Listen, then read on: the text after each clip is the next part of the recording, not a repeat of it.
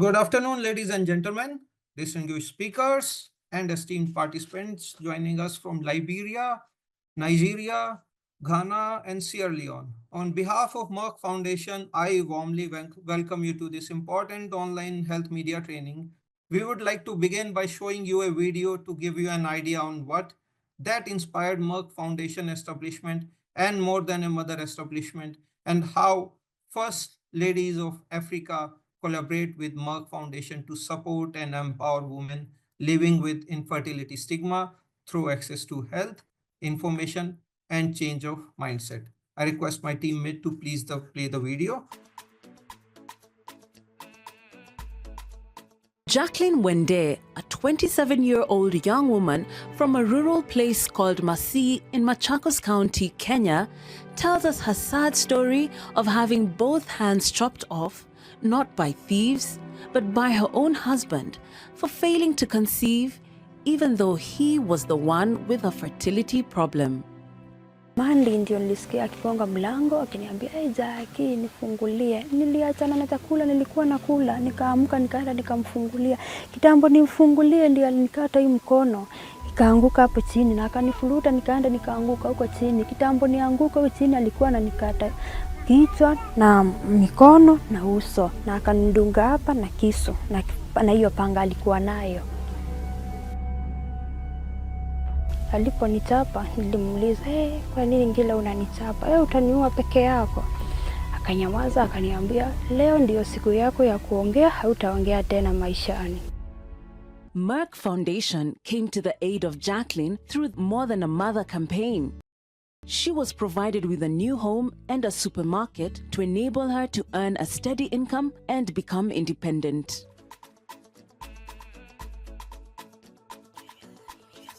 Like Jacqueline, there are many other women that suffer from infertility stigma. Merck Foundation works closely with partners to empower them to be heroines of More Than a Mother movement.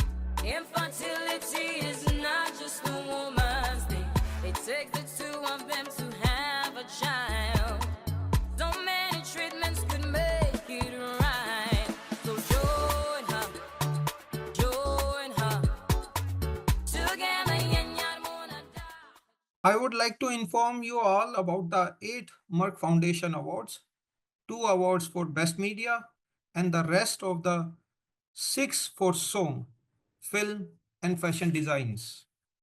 Before we call our first speaker, I would like all to watch the promo Our Africa by Merck Foundation TV program. Senator Dr. Rasha Kelej and creator of Our Africa TV show.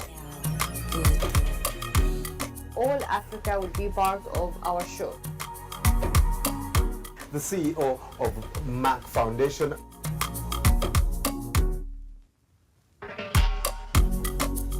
We want to support girls' education.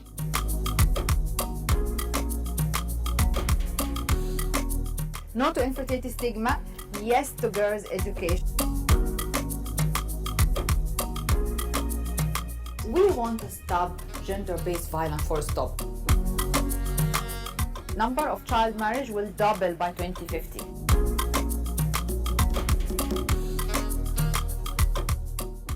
You can watch Our Africa by Merck Foundation on Merck Foundation's website and our social media channels.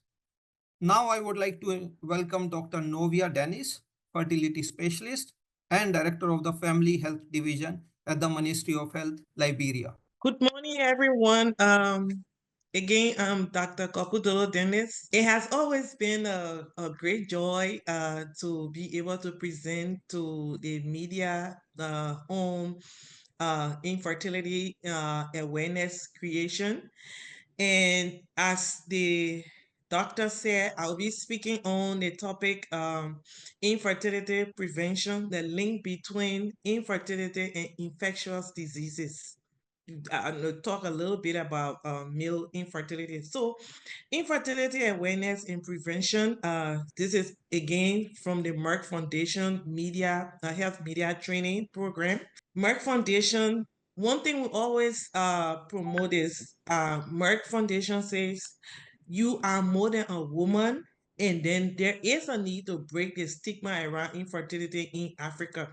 As you know, most people in sub-Saharan Africa, where I am, we face stigma around infertility, and I think it's because of the lack of awareness. And these are key steps, interventions that we could take in order to create awareness and reduce the stigma surrounding infertility. So I'll be talking about infertility prevention, the link between infertility and infectious diseases and male infertility. Together, we can create a cultural shift.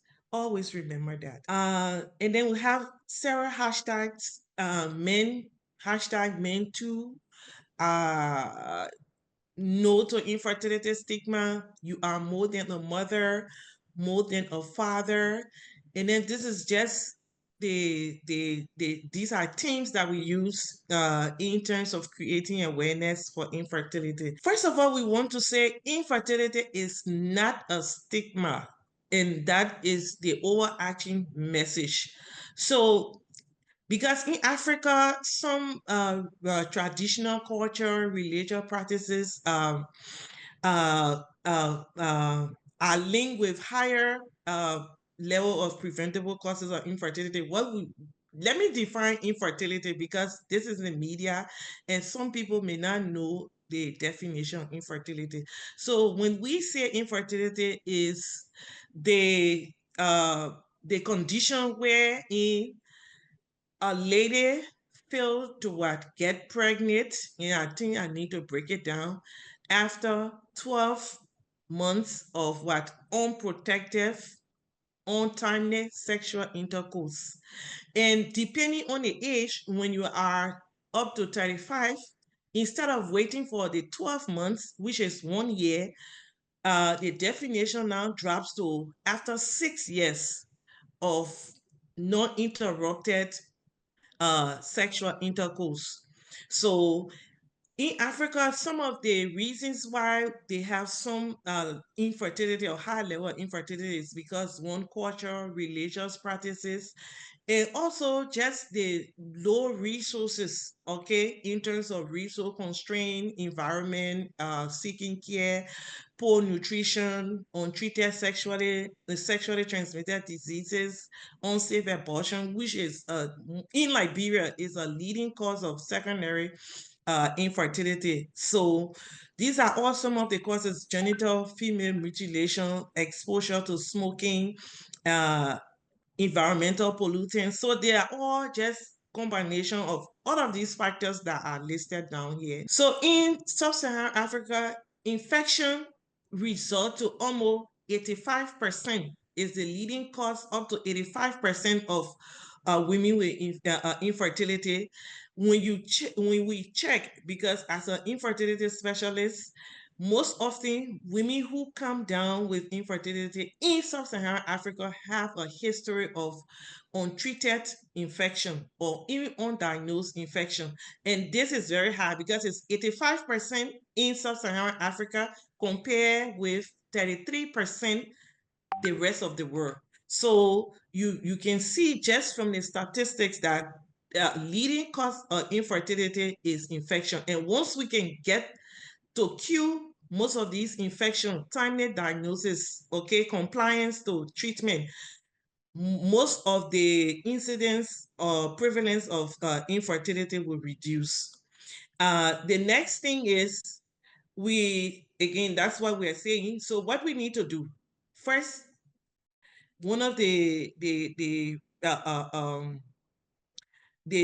take-home message here is we need to focus on adequate treatment when it comes to infection. Regular treatment, see the doctor early if you feel that you are unwell. But always remember that you are more than a woman, and you are more than a mother. Then what we say, Merck Foundation, more than a mother, that is the take-home message. Infertility is not a stigma. So you should know that pelvic inflammatory diseases, which we also talked about previously, is the leading cause of infertility in sub-Saharan Africa. Most people have untreated STIs, the gonorrhea and the chlamydia. These are just few, agents that cause infertility. The reason why some of them cause infertility and most often they are undiagnosed is because they have very few symptoms. Most people with these underlying infectious diseases, they don't even know. And because of that, they are called the silent infections that can result to pelvic inflammatory disease. So what are the mechanism, or what is the mechanism through which these agents cause infertility? First of all, it leads to scarring of the tissues. And the tissues that are mostly infected are the ones that line the fallopian tubes. And one thing you should appreciate is that for natural fertility to occur, or pregnancy, to occur, the egg must meet the sperm in the fallopian tube. So once you have a blocked tube, it's impossible for you to naturally conceive. And that is the direct relationship between infection and what? Infertility. Infection leads to scarring of the tube, which leads to blocking of the tube. And then because of that, the egg and the sperm cannot meet. And once the egg and the sperm cannot meet in the tube, infertility definitely is diagnosed. And that is the link between infection and infertility. It all has to do with the scarring of the tube. Also, another cause is HIV. For us in Liberia, our HIV prevalence rate is very low. So HIV is around 1.2%. Okay, so HIV is not a leading cause of infertility in Liberia, unlike infection, the STIs and the pelvic inflammatory diseases. But in some other countries with high prevalence rate for HIV, this might also lead to what? Infertility, because it compromises the immune system, and most often people don't even ovulate. And once you don't ovulate, that is to produce the egg after each menstruation, you will not conceive. So this is the link between the HIV and between HIV and infertility, especially in countries with high prevalence rate of HIV. So one thing is we need to counsel people to prevent HIV. Another common reason is systemic diseases, illness. Illness is like weight loss. We have weight loss, we have stress. And I have a testimony when it comes to stress. I have this patient, and I won't take long, but this is very inspiring. She's Arab Lebanese, and she's just 25 years old. But in her culture, when they get married, and she happens to be one of the teachers of my son's school. And then once they get married, there's this, quest to conceive. And she has been having problems. She was sent to me by one of my patients, who also happened to be of Arab descent. And I've been counseling her. We tried IUI and it failed. She went into depression because then I didn't know what happened between the IUI and the cycle. So once we completed the IUI, she started experiencing irregular cycle, and then she went into depression. But I was always counseling her, she had to go on antidepressants. She went to the States, she got antidepressant. And then I talked to her. I said, look, there is a direct link between stress and infertility. I said, you see, most of these girls, teenagers that experience unwanted, unplanned pregnancy, they don't go with the intent of getting pregnant. Instead, they go with the intent of what? Just having fun. So by having fun, then they get pregnant. So please, you need to de-stress. And it took almost a year just counseling, persistently just counseling her. And 2 days ago, while in Cape Town, she called me because she hasn't seen her menstruation. It has been irregular. And she said, let me just take the test. And she took the pregnancy test and she was positive because we have been talking. And she promised me, she said, Doc, I'm not going to stress out again because I'm very young. I'm going to take your advice. Just after we have spoken, she called me back after 2 days and said, look, I'm pregnant. I couldn't believe it. She sent me an emotional message to say, I have it on my WhatsApp. I was just reading it. I was tearing up. She said, Doc, you one person who always believed that I would have gotten pregnant. I really want to appreciate you for your counseling and your faith in me, even when I lost faith in myself. So that is a typical story of how stress and infertility are directly linked. Sometimes we don't appreciate it in Africa, but we need to start counseling our patients to de-stress. Other than that, the person might have difficulty and might be diagnosed of infertility when in fact, in reality, they are not even infertile. Again, we should not forget Merck Foundation says a woman is more than a mother. And the take-home message here again is infertility affects men and women equally. That is it. And that is one of the reasons, that is one of the problems we have in Africa. Most time, the men blame the women for being infertile. But again, in reality, once you do the check, you find out that men also, there are growing cases or incidents of infertility among men that we have seen in clinic as a clinician. So we need to also tell the men to practice safe sex. Mind you, the same way pelvic inflammatory diseases block the tube of women from getting pregnant, it's the same way in men when they have inflammatory diseases, it also block their tube or the sperm from getting out. So we need to practice safe sex, both men and women, avoid risky behavior because infertility affects both the men and the women equally. For women, a number of strategies may help increase the chances of becoming pregnant. For example, the lady that I just talked about, and she's not the first person, neither the second person. For me, it was not the medication because we tried the medication and it failed. It was just simply counseling against reducing the stress, and that worked for her. So let's look at some of the strategies that we use. Now, again, you are more than a mother. Infertility is not a stigma. The first thing we need to do as females is to exercise moderately. Okay, regular exercise is very important. Avoid intense exercise because when you exercise the extreme, now you have to do everything in moderation.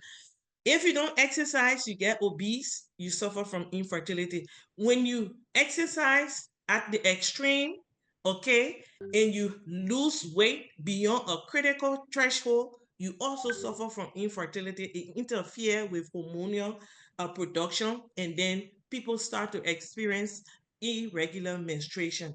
So after exercise, another intervention to improve infertility is what you should eat a balanced diet and maintain a healthy weight, which is also linked to the first thing about exercise. While we appreciate you eating, say exercising, we also encourage people to eat a balanced diet. Eat little of carbohydrates, little of protein, vegetables, and stuff like that. So it should be in what?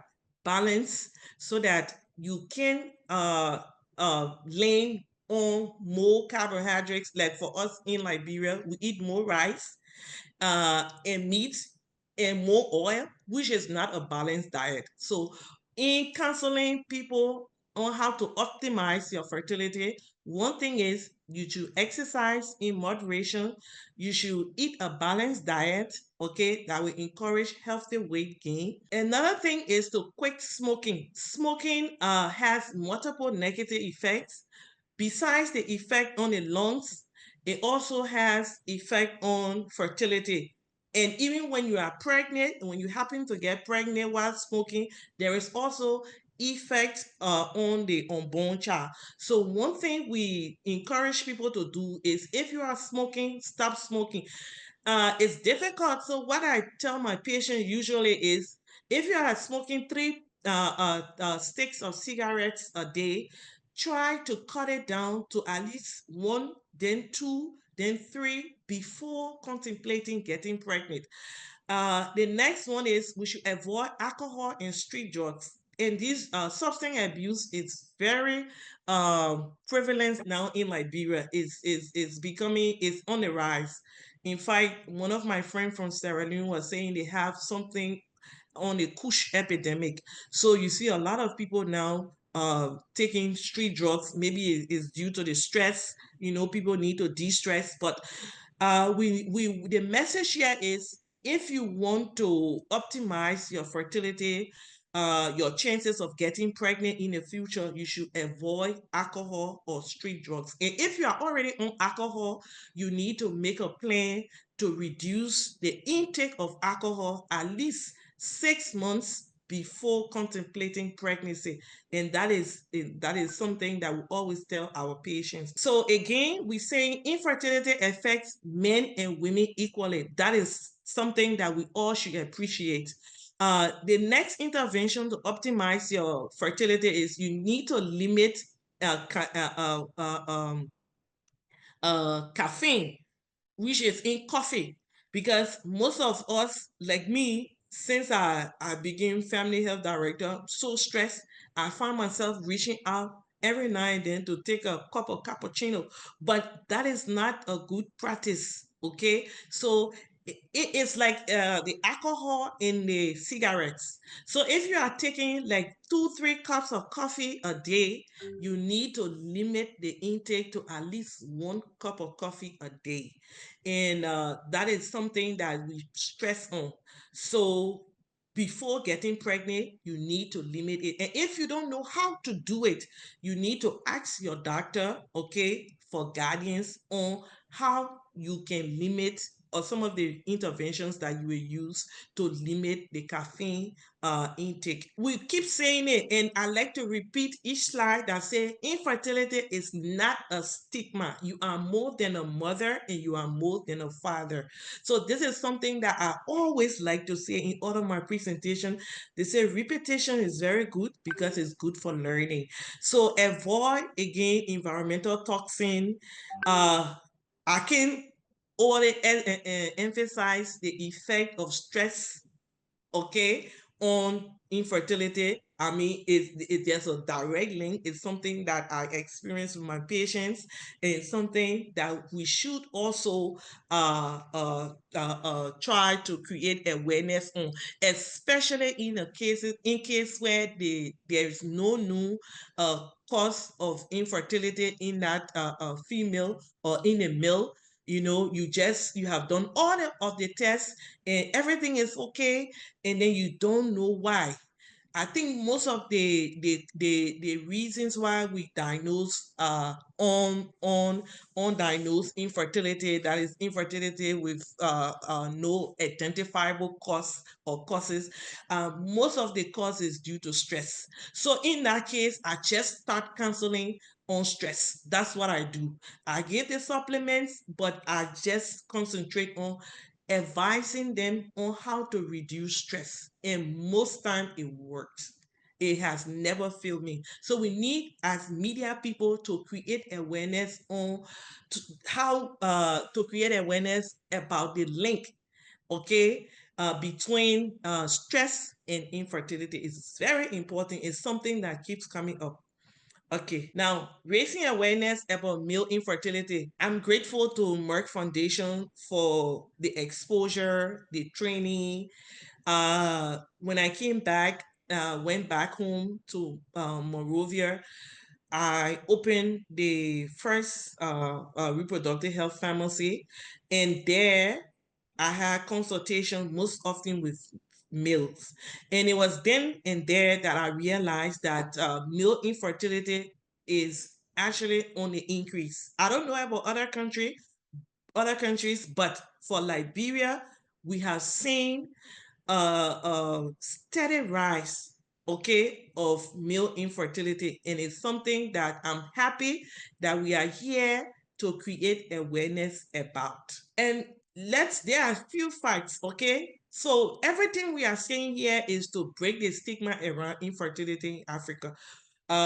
We are starting with awareness. Second, Merck Foundation is training fertility specialists, and then they are reaching out to the media. They are also reaching out to the communities.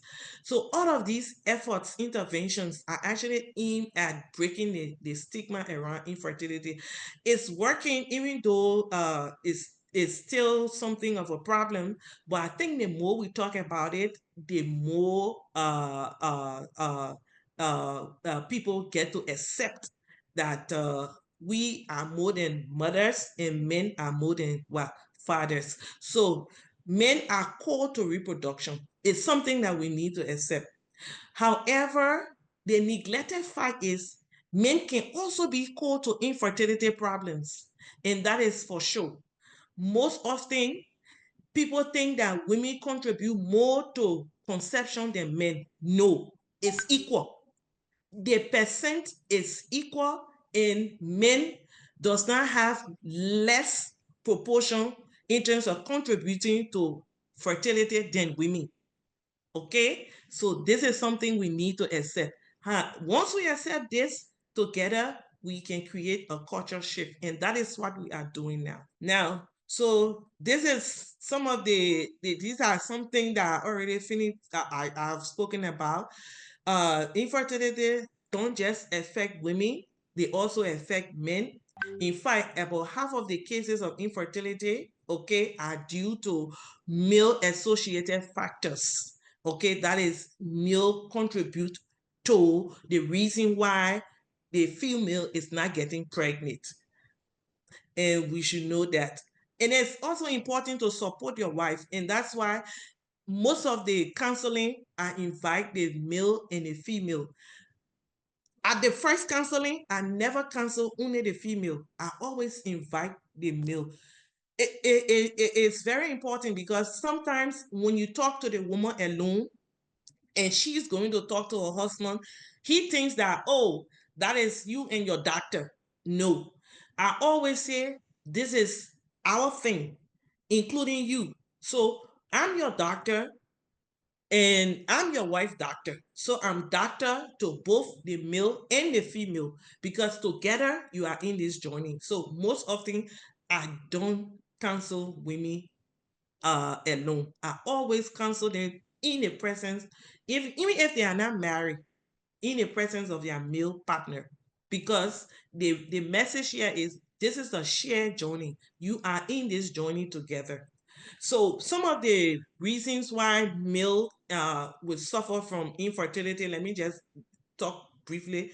We have the anatomical, which is the physical defects. It can be acquired, like infection, congenital, something that was inherited through genetics from your parents or whatever. It can also be due to blockage, which is almost the same as acquired. we have physiological, which is like field production hormones. Sometimes they don't produce the testosterone that will lead, or the LH and the FSH. That's the hormones that are responsible, is follicle stimulating hormone for people who don't know the FSH. And then the LH is the luteinizing hormone. So those are key hormones that are critical in producing sperm. Sometimes the failure to produce those hormones will lead to the failure to produce sperm and will lead to infertility. We also have environmental influences.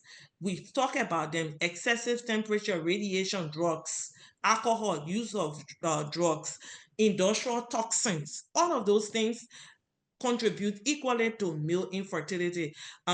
Dietary factors and weight also contribute to infertility. I counsel male for this. One thing I tell the men is, do you know the reason why your testicles are between your legs? Do you know? The reason why the testicle descends right before delivery in males is because of the temperature.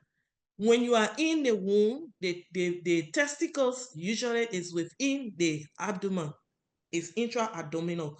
But because of the increased temperature, nature has it that it will descend into the sac. So avoid wearing tight pants, long back rides, hot baths for men. All of those things that will increase the temperature around the testicles will lead to infertility. So again, those are all we have. I think it's almost the end. So for men, what we preach, what we advocate, what we create awareness about is, when you are keeping healthy, is a combination, okay, of a lot of things that I have already named. You need to avoid some. You need to also encourage some, like healthy eating and exercise, avoid smoking. Those are things that you need to embrace. And then the others you need to avoid. Okay, so again, it's a shared journey. These are all the same for the women, for the females. So I don't want to keep repeating. However, I will just highlight the shared message. For men, always remember that infertility affects both men and women equally. And then once your spouse has been diagnosed, or you are having problem with conception, remember that that journey is a shared journey. Okay, so you need to equally participate with your wife or your partner. Again, I was just talking about the temperature, so I don't want to repeat. The high temperature, taking hot bath, riding back long distances. These are things for men you need to avoid. Okay, is something that was not mentioned in as some of the causes of female infertility, because it does not really affect females to the extent to which it affects men. So that's something I always like to highlight, in addition to avoiding environmental toxin, to smoking, to high caffeine intake.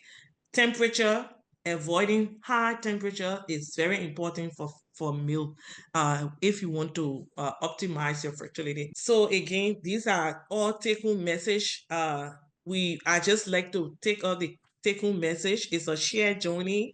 Males and females are equally affected when it comes to infertility, and together we are stronger. Okay, so we need to bind together. I can overemphasize the effect of regular exercising in optimizing infertility. We should avoid environmental toxin. Climate change now is becoming a serious issue. It's something that is bordering on health. There are a lot of toxins. Some cities around the world have very high pollutants in the sky, something that people inhale on a regular basis that might lead to infertility. So it's something that we need to advocate and avoid. Again, balanced diet, I've already said it. Obesity can affect the testosterone production, which might lead to underproduction of the sperm. So it's very important that we reduce in terms of weight and maintain a healthy weight balance by eating healthy food and taking regular exercise in moderation. Again, fertility is not a stigma. Always remember that. So, key take-home messages. Fertility, again, is not a stigma. This one, I can't get tired saying it. It affects men and women equally. Most important to breaking stigma is to get informed. We should support our wives if you are a male. Fertility is a shared journey. We have said it. It takes both men and women to have a child. Always remember that men are more than a father and women are more than mothers. That is more important. Break the stigma around infertility in Africa. We have several hashtags. No to infertility, more than a mother, more than a father, hashtag men too. Create a cultural shift for both women and men. Thank you so much. Thank you, Dr. Novia. Now, I would like to welcome Dr. Daliri Dennis, Medical Director at the Presbyterian Psychiatric Hospital, Ghana, and also a Merck Foundation alumni. Yeah, thank you, Doc, for the opportunity. Yes, like you said, rightly said, I'm Dr. Daliri Dennis from Ghana, work in a psychiatric hospital. All right, so without much ado, just like Doc rightly said, the previous presenter rightly said, infertility is generally defined as not being able to get pregnant or conceive after 1 year or longer of unprotected sexual intercourse, According to the WHO, around 17.5% of adult population, or roughly 1 in 6 people globally, experience infertility. This basically tells us that it's a common phenomenon, and so probably no need for the stigma at all, because it's all over. It's all over the world, Studies from Gambia in Africa showed that infertility was about 14.3% in Gambia in one institutional-based study. And then it found, like Doctor said, there are primary and secondary causes. It found 33.9% of infertility to be as a result of primary causes, and then 59.1% being secondary causes. Factors that contribute to infertility in men and women include smoking, and I think Doctor has mentioned this already, excessive alcohol intake, obesity, and then various lifestyle choices, so like the caffeine intake and all. Studies also have shown that tubal factor, which is also 17.4%, contributes 17.4%, and the male 8.9%, ovulatory factors 13.4%, and then unexplained, some actually are unexplained, about 10%. Like Dr. Riley said, infertility is not something that should, if you like, ignite stigma at all, because it's all over us. There's no point for stigma. However, as society will have it, it's one of the most highly stigmatized situations women go through. Basically because there's a high societal pressure for children within marriages, which often results in social stigma for infertile couples. They are more likely to face depression and be and typically so because in our societies, we have a general belief that marriage is equivalent to having children. And so in a situation where a couple is married and then they are not having children, it makes it like, the real purpose of the marriage has not been achieved. And because of that, the stigma then sets in. In Ghana, in most communities actually, within a year after a couple is said to be married, the next question is she pregnant? Is she pregnant? And so, that alone is the beginning of stress for the woman or for the married woman. And if it continues, then depression would set in and all the other consequences like I've enumerated. Infertile women may feel a sense of shame, guilt, and embarrassment, and they may be subjected to social isolation, discrimination, and violence. Typically, so especially in some religious settings, you would realize that because it is the equivalent, marriage is equivalent to giving birth or childbirth, you'd see that if a woman marries and within, let's say, maximum from 6 months onwards, she's not conceiving, then she begins to feel shy.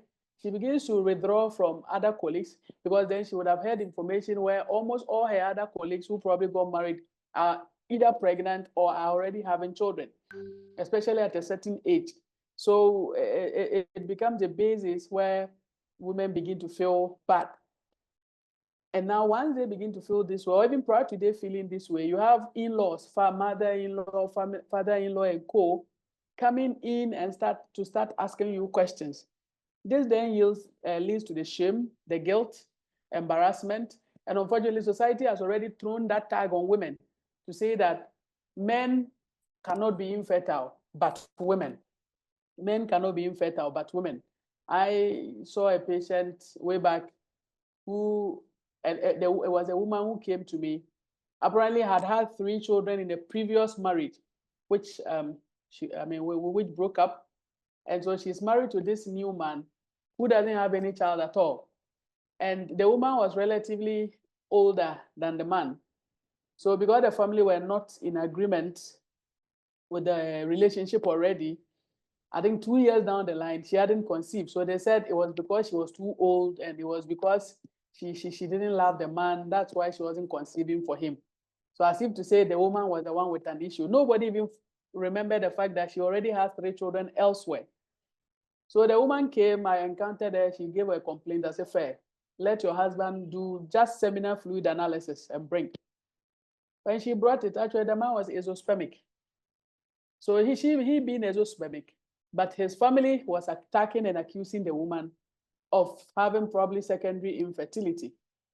I mean, in this case, it's actually primary infertility anyway, because the couple have not conceived or ever had any chance of a pregnancy, you know. Then it has been reported that women with infertility in, most countries, especially in our African setting, are confronted with financial challenges because usually the men or family wouldn't support you. They feel as if you like, you are, excuse my word, but you are worthless because you were married into a family, to give us children. You are not giving us children. So what is your use? Why should anybody even give you any support at all? So these women usually lack the support. Even sometimes support to even seek treatment is a challenge. Support to seek treatment is a challenge because all the other women who probably have been married into the family, none of them needed to go to a hospital for treatment. So how come in your case, the basic duty of a woman, you are unable to fulfill it and you are seeking financial support?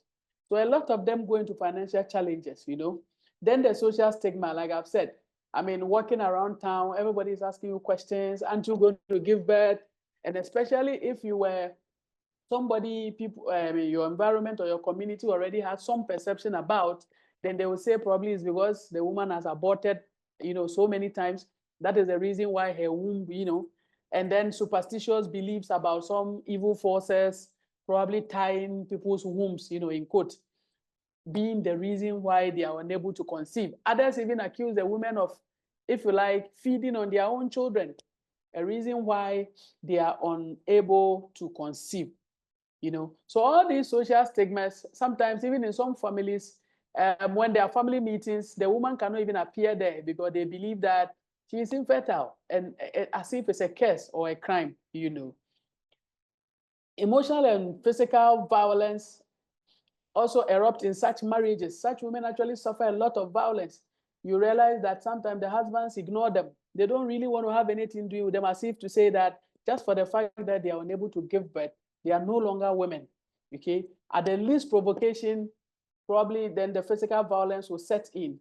So men might, attack them, do all sorts of things to them, And then all women who experience infertility or within situations where they are diagnosed as infertile actually have a feeling of trauma, stress, and then really depression, So many women actually believe that you know, society has managed to imbibe this mindset in women.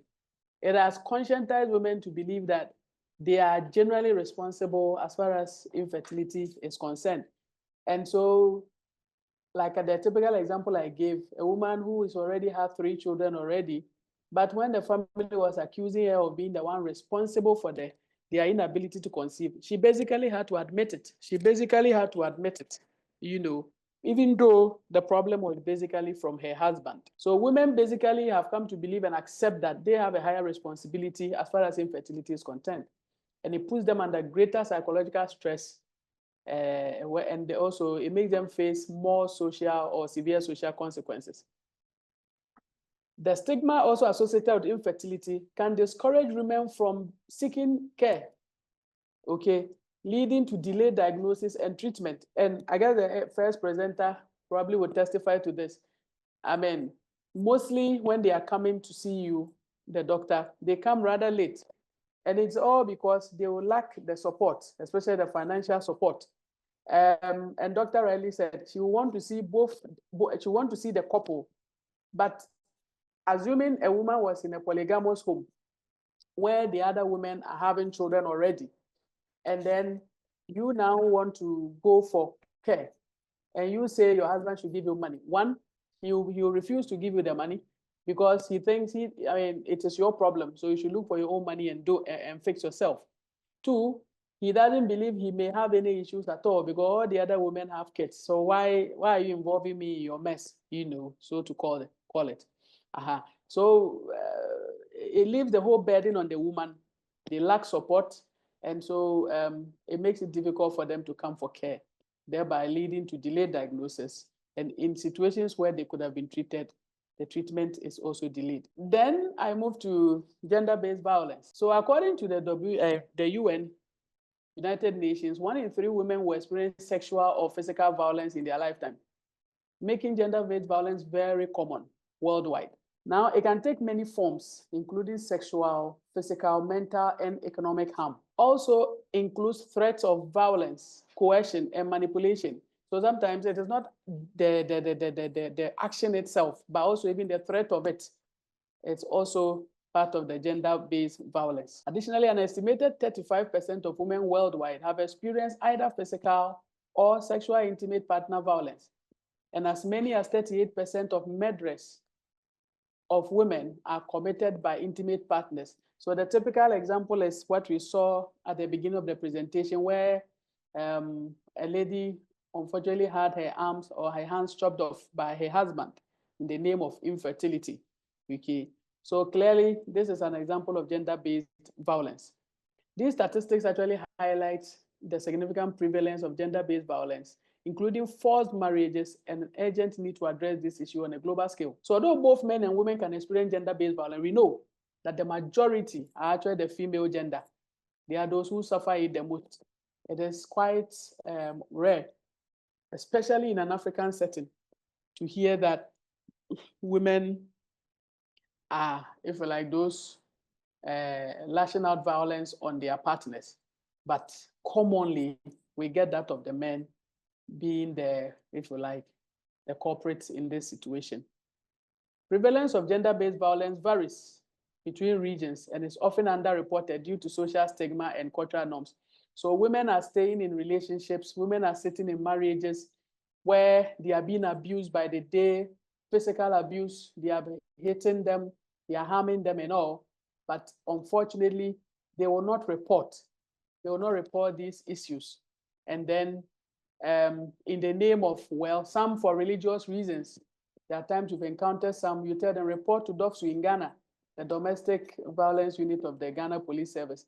And the women tell you, no, they cannot report their husbands. Meanwhile, they are dying in the so-called relationships, you know. So this makes it very challenging. So most of them are underreported. And that's why it might look a bit silent, but it's really a big issue. Child marriage, referring to the formal marriage or informal union where one or both of the parties are under 18 years of age.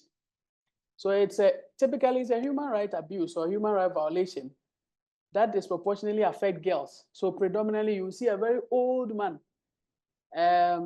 if you like, getting married to probably a 14-year-old, 15-year-old woman.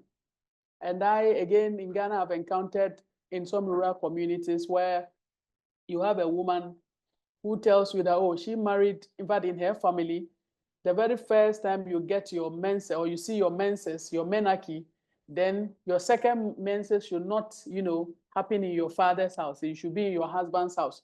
And so most of these children have been betrothed already, children already. And then this child is betrothed to such an old man who also then takes advantage of this child, okay, in the name of marriage. So these situations, diverse effects on their health, education, and overall well-being. Imagine a 14-year-old girl. Obviously, her whole future has been truncated. Her whole future has been truncated, education, health. Now, prevalence of child marriage is a significant global issue that affects millions of children and adolescents. And I think I have, so typically, you are having this, typically women who married before age 18 much, and I think this statistics was 2020, married before age 18, telling you how common the situation is. According to the UNICEF, 120 million girls under the age of 18 are married worldwide. 120 million girls under the age of 18 are married worldwide, with 37,000 of them in industrialized countries. Even the so-called industrialized countries, so-called developed countries, have as much as 37,000 of them. In fact, other new statistics from the UNICEF actually shows that every day is about 3 girls under 18 are given out in marriages on a daily basis. So child marriage often results in premature and forced initiation of sexual activity and childbearing, leading to higher risk of complications during pregnancy and childbirth. These children are not even psychologically prepared. Okay, they are not psychologically prepared. They probably don't even understand what all these supposed intimacy, sexual intercourse is all about. And so it's like you spring it up on them. And that because they are not psychologically prepared, you have a lot of resistance. And imagine that old man or that man, my very matured man, trying to penetrate such a small child. So that trauma, that alone is some psychological trauma you are giving her. Then the physical trauma follows, which is the attempt to penetrate, leading to a lot of bruises, a lot of scarring, a lot of bruises here and there. Then bleeding follows, okay? So you give this child a very traumatic initiation into this particular intercourse. Now, the other case where she probably gets pregnant. Now, when she gets pregnant, the child is, it's like a child getting pregnant with a child. So that is what has happened to them now. Now, the pelvis is not, matured enough to accommodate this. So during labor, a lot of deep transverse arrest could happen. This child can end up, as young as she is, can end up developing what you call vesicovaginal fistulas, because a lot of obstructed labor would easily occur in such situations, okay? PPH is very common, postpartum hemorrhage is very common in such situations, and this girl, God forbid, unfortunately might bleed to death, Even if she's able to deliver such a child out there, what is her psychological state in terms of care or upbringing of such a child? Okay, because a child who is supposed to take care of another child, even the mother herself needs to be taken care of. So additionally, it frequently interrupts girls' education, and obviously so, because at 14, this girl probably in the Ghanaian system maybe should be in junior high school.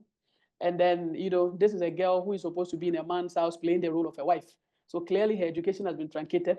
Unfortunately for them, they might not even get the opportunity to learn any trade, any skill for themselves, and therefore become a burden on society, on the family, a burden on society and all that, Child marriage is most prevalent in the following regions. In sub-Saharan Africa, about 32% of girls are married before turning 18. In sub-Saharan Africa, probably it's one of the highest rates. I think the next one is the first one or top on the list is South Asia, where 43% of girls are married before turning 18, with 16% married before age 15, So, I mean, this is to show us the global picture of the problem so that we understand that it is a problem that really needs attention. The consequences, like I mentioned earlier, the psychological challenge, impact that it brings, educational challenges or impact, the health risk, violence. I mean, this small girl who has been betrothed to this old man or who has been married to this old man doesn't even understand whatever is happening. And so it will look like disobedience, it will look like disrespect, and therefore a lot of physical abuse, social isolation. The girl child begin to feel, the girl who has been married begin to feel weird. They feel they feel stigmatized. They don't feel comfortable drawing closer to even their colleagues or their own age mates, and therefore leading to social isolation. For those who are a bit enlightened and probably had great prospects, they look back and then begin to ask themselves that, well, it looks like life probably has ended for them. And this makes life very difficult for them. Economic disadvantage, like I said, they will not get a chance to proceed with their education. They probably will not get a chance to also learn even a trade for themselves, clearly giving them an economic disadvantage. Doctor also, the earlier presenter, mentioned female genital mutilation as when she was talking about infertility. So typically, in most of our settings, as we can see, these are some of the tools in the villages they use for FGM, female genital mutilation. Looking at how rusty these tools are, look at this, how blood stained they are.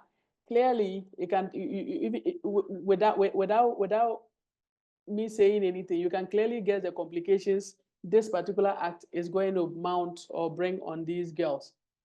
As far as FGM or female genital mutilations is concerned, there seem to be, in 2022, the UNFPA. So female genital mutilation is a traditional harmful practice that involves the partial or total removal of external genitalia or other injury to the female genital organs for non-medical reasons. It is a form of human rights abuse. Female genital mutilation is prevalent in some countries in Africa, Asia, Middle East, as well as in communities in Europe, Australia, and North America. 200 million, as much as 200 million girls and women alive today have undergone FGM. And in my part of the country, in Ghana, where I work, it is not common. We see a lot of women who come with who have undergone female genital mutilation. It is estimated that 3 million girls undergo this procedure yearly. In Ghana, currently, there are a lot of laws that seem to ban this barbaric act. Okay. FGM can lead to intermediate health risk, such as severe bleeding, infections, and complications during childbirth, as well as long-term physical, psychological, and sexual complications. What then can the media do in all this, right from infertility to gender-based violence, child marriages, and female genital mutilation? Especially as far as infertility is concerned, the media can help in raising awareness, discussing topics in relation to these particular situations, these particular problems in society. Okay.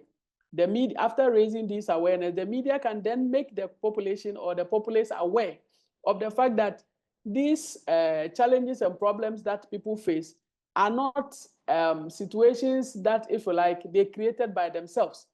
By challenging the stigma. So when people raise these issues to create the impression that a woman is supposed to get pregnant, a woman is supposed to give birth, yes, but it also takes two to give birth. It takes two. It is not a one-sided affair. And so if society, if people are undergoing such stigma, it is the media can help to challenge the stigma and then ask the right questions. Okay. Then so the media can also help to promote gender equality, because then if it takes two to get pregnant or to conceive, how then do you blame one or put the blame on one alone? The second question the media probably can also ask is also the fact that assuming the man was the one who is probably said to have, say, azoospermia, that is very low sperm count, or no sperm at all, would that same stigma have been put on the man? You know, so it tells you that there is no gender equality. It is as if someone is extremely superior compared to the other, and that is the basis for the stigma. The media can also write inspiring stories about women with infertility, just like what Merck Foundation is doing.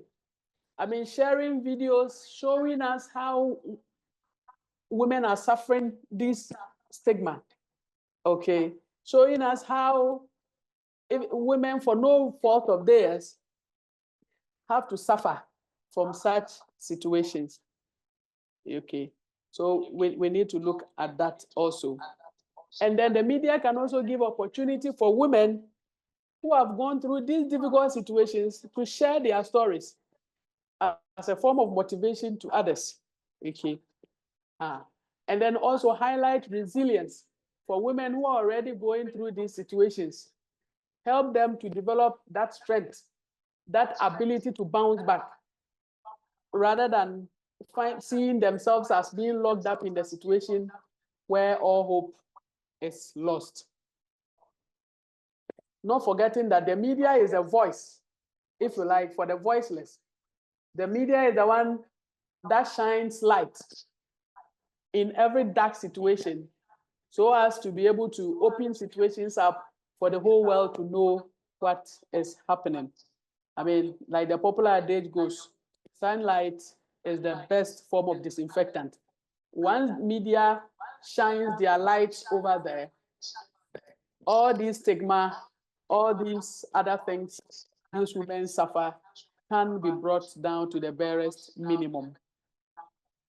By so doing, the media can promote advocacy efforts. NGOs or other bodies that are interested in helping such women, the media can help their voice to be heard. And also, the media can also help to educate the community or the populace about coping strategies to help these women. Thank you so much for listening. Thank you, Merck Foundation, for the opportunity. Thank you, Dr. Daleri. Now let's take a short creative break and enjoy and learn from an educational film, Sugar-Free Jude, about diabetes awareness and healthy lifestyle. Merck Foundation. No more diabetes. Reverse diabetes. Goodbye. It's morning rush time to school, and Jude is about to take a big bite into his breakfast on the go. Jude loves donuts, especially sugar-coated ones. I love the taste of sugar on my donuts. It makes my morning sweet with this juice combination. Jude, don't you think your eating habits are too unhealthy? I am worried about the rate at which you consume sugar products.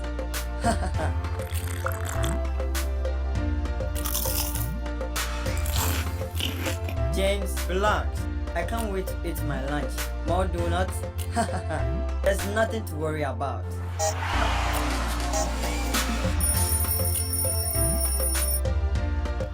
Jude was not bothered about James' concern. He went on eating more sweet foods day after day. As the days passed by, Jude started noticing something quite unusual. My goodness, not again. Jude would wake up several times at night to wee. It was so uncomfortable. Not only that, but he also noticed that he would wake up very thirsty. Jude would need to drink water multiple times during the day as well as night, and this also meant using the washroom several times. Oh my God, this is so destructive and shameful.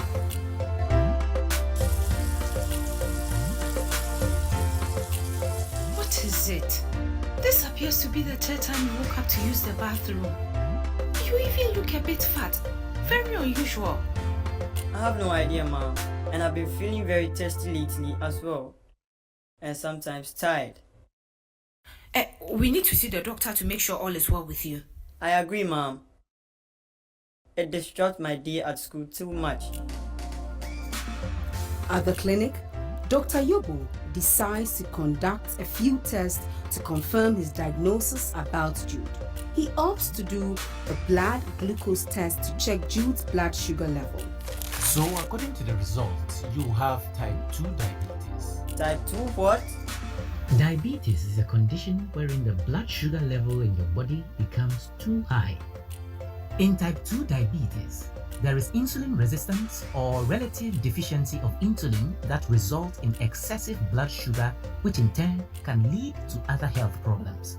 In short, type 2 diabetes is a metabolic condition in which the body's insulin is either ineffective or relatively insufficient to deal with the blood glucose levels. Dr. Yobo continued to explain to Jude about his condition. The exact cause of diabetes is not known, but genetics, family history of diabetes, and an unhealthy lifestyle seem to be the most common and important causative factors. What happens if diabetes is not well controlled? The long-term complications of diabetes can include the following: stroke, blindness, heart disease, kidney failure, sexual dysfunction, and amputation. Type 2 diabetes is a chronic condition in which there is bodily resistance to the insulin produced by the pancreas, and it typically manifests in adolescents. Thank you. Up next, we have Dr. Dyke Chinedu Michael from the Department of Family Medicine, Niger Foundation Hospital, Nigeria. Yes, greetings from Nigeria. So it's always good to be here to present in this Merck platform. I too, as you know, I'm also a Merck Foundation alumni. And so I'll be presenting the topic, promoting a healthy lifestyle and raising awareness about prevention and early detection of diabetes and hypertension. So this is the topic as I've earlier mentioned, and then we'll focus on how to report about it to the community. So promoting a healthy lifestyle, raising awareness about prevention and early detection of diabetes and hypertension. So we'll focus on these two key aspects, diabetes and hypertension. So now, non-communicable diseases. Non-communicable diseases, this is a broad term. So this refers to conditions that tend to be chronic. So they are chronic conditions, which means that they occur over a long period of time and are a result of a combination of both genetic, physiological, environmental, and behavioral factors. So they all come together to cause non-communicable diseases. Among the list of the very many non-communicable diseases that we have, there is cardiovascular disease like hypertension, heart attack, stroke. There is diabetes, and there are some cancers. And then you also have chronic respiratory diseases such as asthma, which we are quite familiar with. And also there's also what we call the COPD, or chronic obstructive pulmonary disease. So all these are non-communicable diseases, and they tend to occur over a long period of time, long duration, require long-term management and follow-up. And so for the purpose of this presentation, we'll focus on two of them, hypertension and diabetes. Now, these NCDs for short, or if you like, non-communicable diseases, they're a leading cause of deaths worldwide. As a matter of fact, they affect those of us in the low and middle income countries. So for example, my country, Nigeria, is a middle income country, or to a lower middle income country. South Africa is an upper middle income country, according to World Bank classification. And there are many low income countries you find in Africa.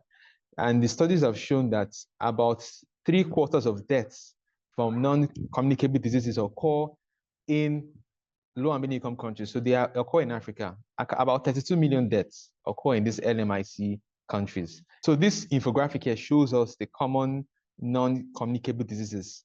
So the first is high blood pressure, what we know as hypertension. And then there's diabetes and heart disease, heart attack or stroke, which I'm sure everybody in this presentation may know someone who has had a stroke or who currently has a stroke. And then the chronic respiratory diseases include things like asthma. So asthma is quite common, okay? And then as one goes older, there's a tendency to have chronic obstructive pulmonary disease, which is also a chronic respiratory disease. And in these diseases, you have inflammation in the lungs. So the lung tissues tend to the cells there are inflamed. So there's a lot of response, excessive, exaggerated response that has its own deleterious or dangerous consequences. And then there's cancer, very many cancers. They're all chronic diseases. So now let's look at diabetes. So diabetes is a metabolic disease that is characterized by elevated blood glucose. what we call hyperglycemia. So in diabetes, the hallmark is that there is elevated blood glucose. Okay, and then there's also deficiencies in carbohydrates, protein, and fat metabolism, which means that how the body metabolizes the nutrients, there's a bit of a change. There's some deficiencies here and there. So this is usually due to deficiencies in a hormone called insulin. So that the insulin production is suboptimal, or insulin is being produced and then the body cannot respond to it as it should, or maybe a combination of both. Now, this leads to a variety of conditions that affect the heart, blood vessels, eyes, kidneys, and nerves. So diabetes is there, it's chronic. It's affects around the world, several millions of people are diabetic. In Africa too, the figures are alarming. And in the common symptoms there, you have excessive thirst, what you call polydipsia, excessive appetite, what we call polyphagia, and excessive urination, which is called polyuria. So like you saw in that video a few minutes ago, that young chap suddenly started urinating a lot. They had frequent urination, and of course began to lose weight. And then of course there's a lot of hunger. So you have these classical features. Typically you see them in what we call type 1 diabetes, because type 2 diabetes tends to occur in a more subtle manner. Okay, and then people tend to be on the big side, as overweight, compared to type 1 diabetes. But then you see these features in both types. But this is classical for the type 1 diabetes, and I'll explain that in subsequent slides. And then there's a feature of weight loss. So a common feature, the fellow tells you that, oh, I've had to adjust my belt hole. So I'm tightening my belts every time. So my belt hole is here, and I have to tighten, or maybe I have to make more holes so it can fit, because it's now becoming too loose. And then their vision changes, so blurring of vision. You find that in diabetes with weakness. So when someone is losing so much of, he's urinating a lot, he's eating too much, he's always thirsty, there's tendency to also have fatigue. So this infographic here shows us how to know one has diabetes. So the first picture here, it shows the fellow that is drinking water, excessive thirst. And then underneath, you see a fellow that is tired, excessive tiredness or fatigue. And then you see this picture of a hot. The fellow is going around in circles, He's always going to go and urinate. Excessive urination, it can be troubling. So you also have what they call urinary frequency and nocturia. So nocturia is when there's increased urination at night. So when a fellow says that, oh, doctor, I wake up more than 3 times at night for my sleep to go and urinate and come back, that is the excessive urination at nighttime. So that's what they call nocturia. So you find that in diabetes. Because of this, a lot of sugar in the bloodstream, sugar has a way of pulling water with it. So the kidney's threshold to absorb water is lowered, and so a lot of water is being pushed out because of the sugar that is there through the kidneys and out through the person's urethra so the bladder gets filled up quickly, and the person has to urinate often. So that happens when the blood sugar level is very high, as happens in type 2, in diabetes generally. And then with the diabetes, it also has a way of, the high blood glucose has a way of impairing wound healing. So you have slow healing wounds. So that's why you see people who are diabetic and they have some ulcers on their legs, maybe some injuries on their legs. They may not even realize they have the injury. And the injury, if they don't manage it well, it takes a long time to heal compared to those who don't have diabetes. And so if it's not healing well, it can easily get infected, and the injury worsens, it extends, and then begins to spread, and then damages the tissues, and then the cells die, and then you talk about amputation. We'll have to cut off this limb. So that happens with poor, slow healing wounds, okay? Then there's also tingling feet and hands. So tingling, numbness, what we call paresthesia. Paresthesia is a normal sensation, which includes numbness, tingling sensation that one can feel. Typically in diabetes, when it is poorly controlled, it affects the nerves and causes that problem. So they said it happens in a stocking and glove pattern. Stocking and glove means that, so you put your stockings on your feet and the gloves on the palms. So it affects the feet. So you can see this picture at the center here of someone's feet, feeling this tingling sensation. And also affects the palms as well. And when that happens on the feet, the person doesn't feel as he should. So that fellow, if he's walking on bare feet, can step on maybe a sharp object, a broken piece of glass, and he would not feel it. But there's an injury there. He won't feel the injury. And then the injury is there, it keeps getting worse, getting infected, and he doesn't know. So that pain that we would experience, he may not feel the pain from that injury. So pain is good because it makes us realize that something is wrong and we have to address it. But once you can't feel that pain, you don't even know there's a problem. And then therefore, you don't even see anything to address.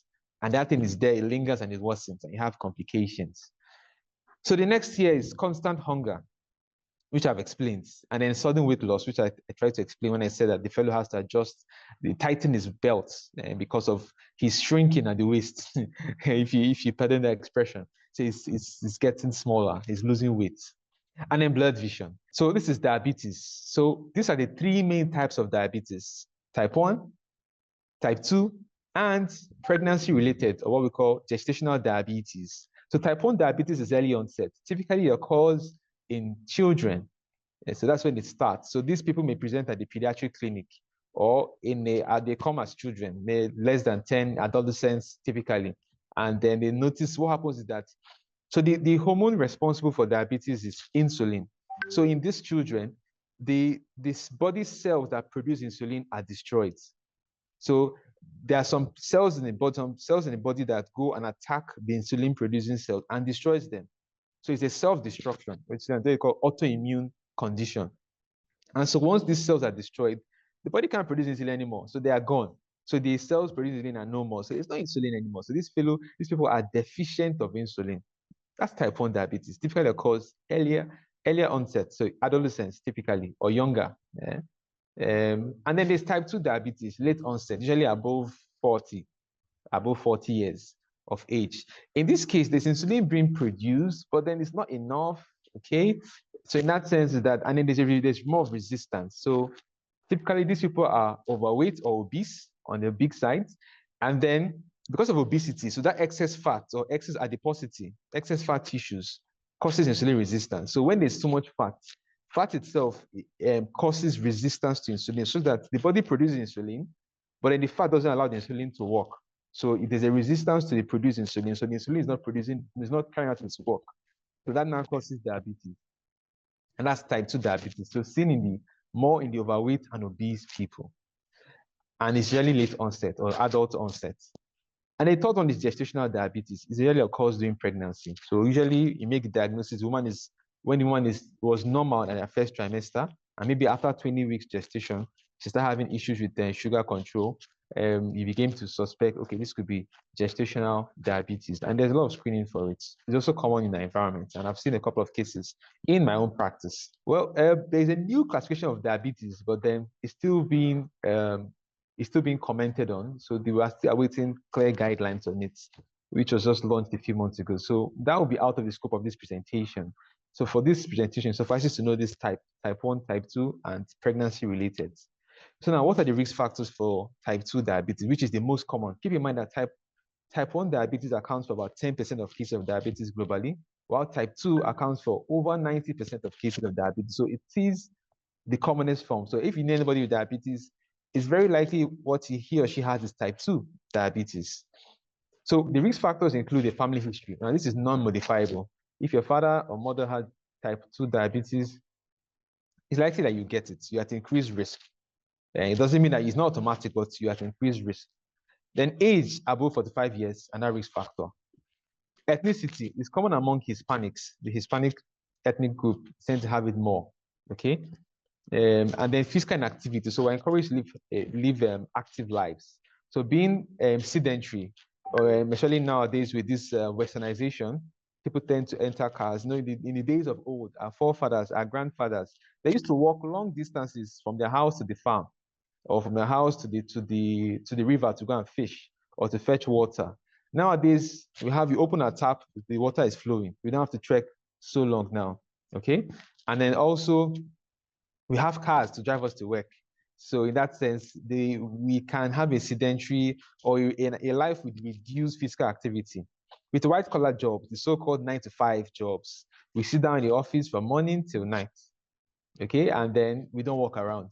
Afterwards, we leave the office, we enter into the elevator, takes us downstairs. From the elevator, we enter into our cars, and then we drive to our house. From our house, we enter into our house car park, we enter into our buildings, and then we want to sit down or lie down on the bed. So there's reduced activity. That's a risk factor for type 2 diabetes. Now, being overweight or obese, I explained this before. Excess weight, that excess fat, causes insulin resistance, which puts us at risk for type 2 diabetes. High blood pressure also has been associated with type 2 diabetes. High cholesterol the same. And then smoking. So smoking has been shown to disturb glucose balance in the body. So there's a certain level, so it's called glucose homeostasis or glucose balance. Smoking has been shown to distort that balance, resulting in elevated blood glucose levels, which predisposes to type 2 diabetes. It talks about diabetes complications. So diabetes complications can be divided into two main categories. The first is a microvascular, or you say small vessel complication. And the second is the macrovascular, or big or large vessel complication. So diabetes affecting the small blood vessels in the body. There are three main three main subtypes. One, diabetic eye disease or diabetic retinopathy. Two, diabetic kidney disease or diabetic nephropathy. And three, diabetic nerve disease or diabetic neuropathy. So diabetic eye disease, diabetic kidney disease, and diabetic nerve disease. So diabetic eye disease or retinopathy typically manifests with refractive errors. Okay, so the refraction of the eyes is not, it becomes distorted. Cataracts, so diabetes causes cataracts, and also been shown to be linked to glaucoma, which are sight-threatening conditions. Now, diabetic kidney disease. Diabetes is a leading cause of end-stage renal failure globally, resulting in a need for dialysis and eventually kidney transplants. Typically, it manifests with the failure because typically, once we take in protein, we eat proteinous foods, our egg, beans, meat, beef, they contain protein. The body has a way of retaining protein. Typically, it doesn't excrete the proteins out. But see, with diabetes, the kidneys start passing out protein. So it starts with a microalbuminuria, or leaking out very small albumin, which is a type of protein, to full-blown proteinuria, that's full-blown passes of urine of proteins in urine. So, and then eventually there's a kidney damage, resulting in dialysis. Dialysis is so expensive. In my country, it costs a lot of, it's several dollars to do a dialysis. So it's about 40,000 naira. So if you do a equivalent of divided by 1,500 to give, you see that it's more than it's about, let's see, it's something less than $50, about $40 thereabouts. But that's a lot to do that 2 or 3 times a week. That would be a lot. It's just really expensive. And then there's amputation, which I explained, could occur from diabetic nerve damage. A person doesn't feel very well what is happening, and he has an injury. He doesn't know. It's poorly treated, and then of course the injury with a high blood pressure, with a high blood glucose, that wound will be slow to heal. So if the sugar is not controlled, the wound will slowly heal. And then once there's a lot of sugar in the blood, the injury itself will have a lot of sugar there, which will attract bacteria. They'll come and they enjoy because a lot of glucose. So they will gather there, multiply, and further worsen the injury. So damaging it, causing tissue death that we call necrosis. The tissue dies off, becomes gangrenous, and there's a need for amputation. So I've explained on the right side, my right hand of the screen. Now, let's look at the large vessel complications. So you have stroke, which is a cerebrovascular, which is when it affects the blood vessels in the brain. So it's a vascular accident affecting the blood vessels in the brain, resulting in either impairment in blood flow, okay, which is an ischemic stroke, or maybe there's a rupture of a vessel, which will now cause a bleeding type of stroke. Then there's a heart disease. Of course, diabetes affects the heart. That has been well documented in studies. And then one that is very key also, which is linked to the first 2 presentations we had, is sexual dysfunction. So diabetes in a man particularly can cause erectile dysfunction when it's not well managed. So a man can become infertile from diabetes. So this is why we need to pay attention to this. Now, this slide shows us the nutrition, because nutrition plays an important role in management of diabetes. So this slide is in 3 parts. So it says 1, things you can eat often. The next one is things you can eat sometimes. And the third one is what we should limit. So we should eat often oil-based salads, salad dressings, and vinaigrettes, oils, and vinegar, okay? So we should also take oils like canola, olive, sunflower, trans or fat-free spreads. Then avocado is also very good for us. Seeds, peanuts, almond butter. Now, sometimes you can take low creamy salad dressings. However, we should limit full fat, creamy salad dressings. okay, like ranch or blue cheese, okay. So the full creamy one tend to have a lot of cholesterol, and this can result in increased adiposity, or you say increased fat deposits in the body, ultimately resulting in insulin resistance and type 2 diabetes. So this is from the American Diabetes Association. So how do we prevent? So this is where my field is very important. So I'm a family physician, and we do a lot with prevention. So prevention of type 2 diabetes, well, type 1 diabetes is autoimmune. Well, there's not so much you can do to prevent it. It occurs, there's no clear reason why it happens. But then for type 2 diabetes, you can prevent it with a healthy body weight. So what is recommended? So a body mass index of less than 25 kilogram per meter square. That is when you compute your weight and your height together as a formula for it. Weight in kilogram divided by height in the square of the height in meters. That's your BMI. So it should be less than 25 kilograms per meter square. So healthy body weight is recommended. Be physically active, okay? So avoid sedentary lifestyle. So what is recommended for the general population is an active life is said to be 150 minutes of physical activity, of moderate intensity physical activity in a week. So 150 minutes a week. So if you break it down, we say 30 minutes of brisk walking for 5 days a week. So 30 times 5, that's 150 minutes. So that is an active life. So if you do that, we are living actively and we are preventing type 2 diabetes, also hypertension. Then a healthy diet. So we talk about some things. A plant predominant eating pattern. Then avoid tobacco use. Of course, limit alcohol consumption as well. So this is our ways to prevent it. Well, there's something about lifestyle medicine. I'll summarize this when I talk about prevention for hypertension and towards the end of this presentation. So I'll give a mnemonic to see how we can prevent these conditions. So healthy body weight, being physically active, healthy diet, avoiding tobacco use. Take very important note of these points. So now we move to hypertension. And I like, you can see this slide, what is highlighted in red, it says the silent killer. Now, one of my consultants, my teachers, was saying that he went to do a medical outreach to his village, and he was just checking their blood pressures. He noticed that so many of the grandfathers in the village had markedly elevated blood pressure of about 200 to 190 millimeters of mercury, and they were moving about their activities like nothing was wrong. So these grandfathers were hypertensive and were asymptomatic. Now, the blood pressures they had were so high that they could have a stroke from it.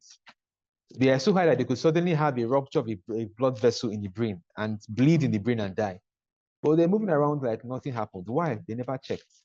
They were not going to, they had very poor or almost zero healthcare seeking behavior.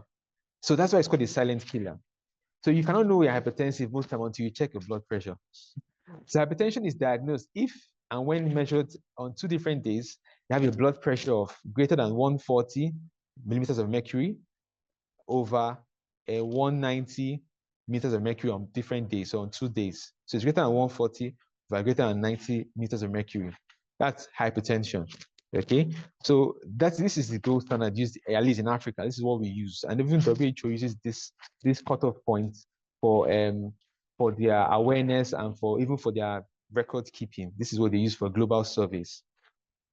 So this is a condition in which the blood vessels have persistently raised the blood pressure, okay, and it's a leading factor for cardiovascular disease. So what are the risk factors for diabetes?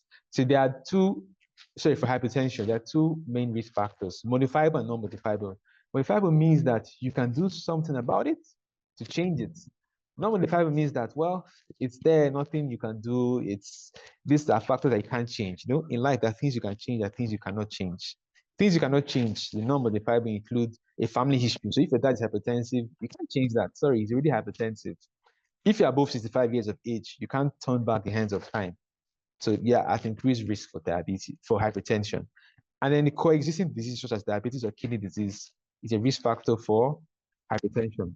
Now, what are the modifiable risk factors? The things you can change. You can always change our diets. So unhealthy diets can be changed. Physical inactivity can be changed. If you decide to be more active, you can always reduce your consumption of alcohol and tobacco. You can also work on your weight. So these are the risk factors for hypertension. So a person in high blood pressure, usually they are asymptomatic. Now this means that they don't show any signs. So there's nothing, you cannot see, it doesn't manifest externally. So measuring the blood pressure is the only way to diagnose hypertension. So the take-home message from this slide is that we should encourage people to check their blood pressure.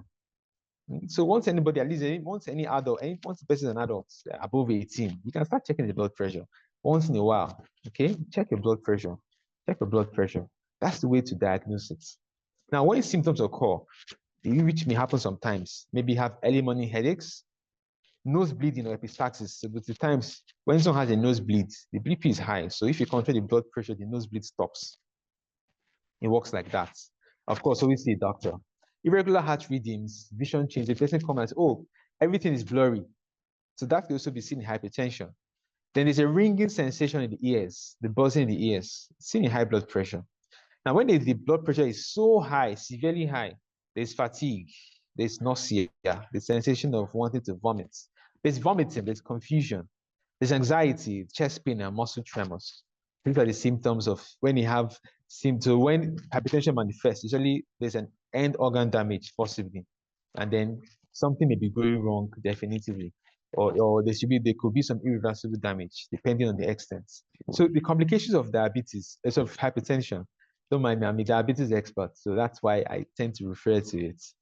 The hypertension complications includes vascular complication, or you say complications that affect the blood vessels. So you could have stroke, which is what they call a cerebrovascular accident. That means an accident in the blood vessels in the brain. Simply put, it could cause a heart attack. It could cause kidney damage. So that hypertension is also a leading cause of kidney damage. You know, in my own practice, we have a dialysis center, and many of the patients that come there are now on a maintenance dialysis, maybe 2 or 3 times weekly dialysis. They are mostly hypertensive. So hypertension has caused their kidney damage, and now they're on dialysis to give them sustenance. Without it, they can't make urine. Okay, so I have many patients like that. So hypertension is a leading cause of kidney damage, and also leading cause of people needing to have kidney transplants. It's hypertension. So how can we prevent hypertension? So it says you can prevent it by you can prevent hypertension by lowering your salt intake. So salt intake should be less than 5 grams a day. So one thing to note is that we blacks, we are salt sensitive. So African people tend to be salt sensitive in the sense that we react to small amounts of salt. This amount of salt will result in us having elevated blood pressure. So that's what's peculiar to blacks. So we have to watch out our salt. Then also eat fruits and vegetables, regularly. So avoid saturated and trans fats. Avoid that. Avoid tobacco, cigarette smoking. They tend to raise the blood pressure. Reduce alcohol intake. Reduce alcohol intake. Be physically active. I've talked about avoiding a sedentary lifestyle. It's things we could do. So to control hypertension, things we can do, follow medical advice, so adhere to lifestyle changes, take your drug as prescribed, check your blood pressure regularly, reduce and manage stress. These are the very key things. So now this moves me to what I want to talk about is lifestyle measures to control both hypertension and diabetes. So there's a field of medicine called lifestyle medicine. And lifestyle medicine looks at some approaches, you see, modifying one's lifestyle to improve his health. So now there are 6 pillars of lifestyle medicine. One of them is called the first is diets. So a whole grain plant predominant eating pattern. That's the diet, D. Then the next is R, restorative sleep. So we're advised to sleep for 8 hours at the minimum, human beings. That's ideal.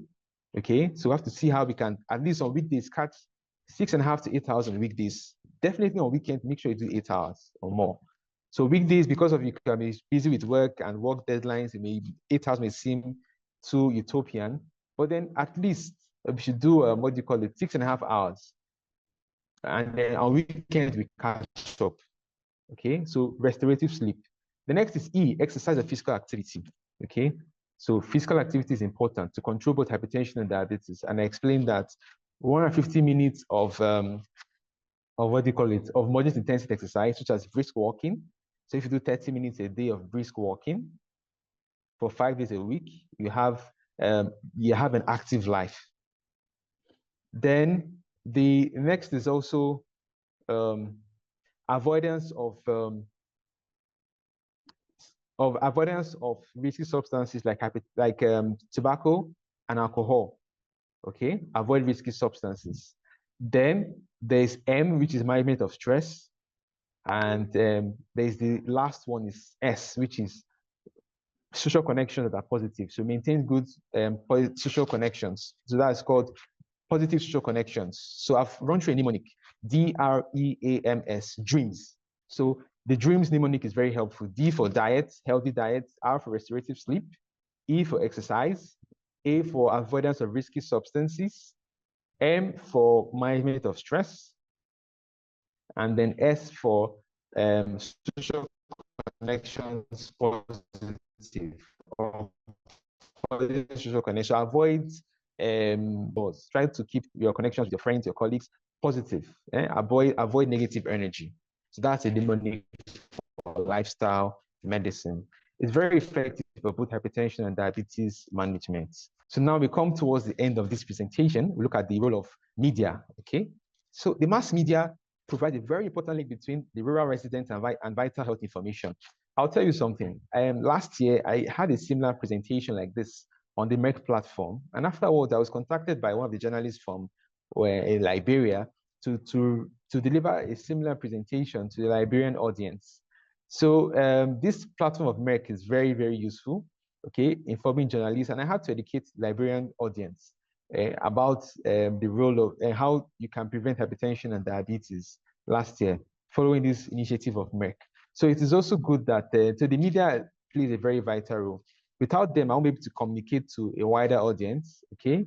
So they have the gift of communication, which is very essential. You know, the goal of information is transformation. So when you have the right information, the lives of people can be transformed for the better, okay? So we have a way of removing ignorance by providing quality health information, which the media, the media play a very vital role in. So health workers can expand their reach through the media, as a journalist from Liberia helped me to do. So the media plays a key role in educating the public sector or the public about health concerns. Also responsibility for providing accurate health and science information to the public. Very, very important. So it's very vital. It cannot be overemphasized. Now, I've also belonged to a platform where I provide health information relating to mental health, for example, on Instagram. Okay, so that is still media, that's social media. Okay, so there's a mainstream media, there's social media, there's print media. There's also the way of disseminating through posters and handbills. All these are forms of communication. So it's very essential to get the message to the grassroots. So you can move from the knowledge from the doctors who have the knowledge or their healthcare workers to those who need it most. So this role of media cannot be overemphasized. So I'm very grateful to Merck Foundation for this platform and for this training, which I believe is doing a great impact to people in Africa and all around the world. So the media can be used at many levels of audience organizations, such as individual, network, organizational, and societal levels. Very, very true. So now there are many programs. So Merck now has done a documentary on diabetes, one we saw before this slide, before this my presentation, and that's a cartoon sort of, and it can appeal to children, to adolescents. So with the gift of communication, which you media experts, journalists have, you're able to present information in a way that the person who needs it can understand it.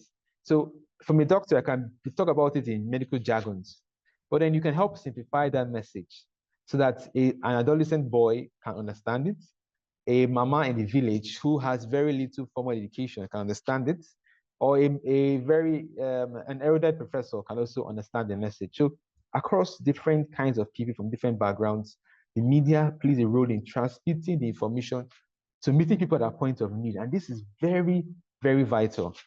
And then also health promotion, disease prevention.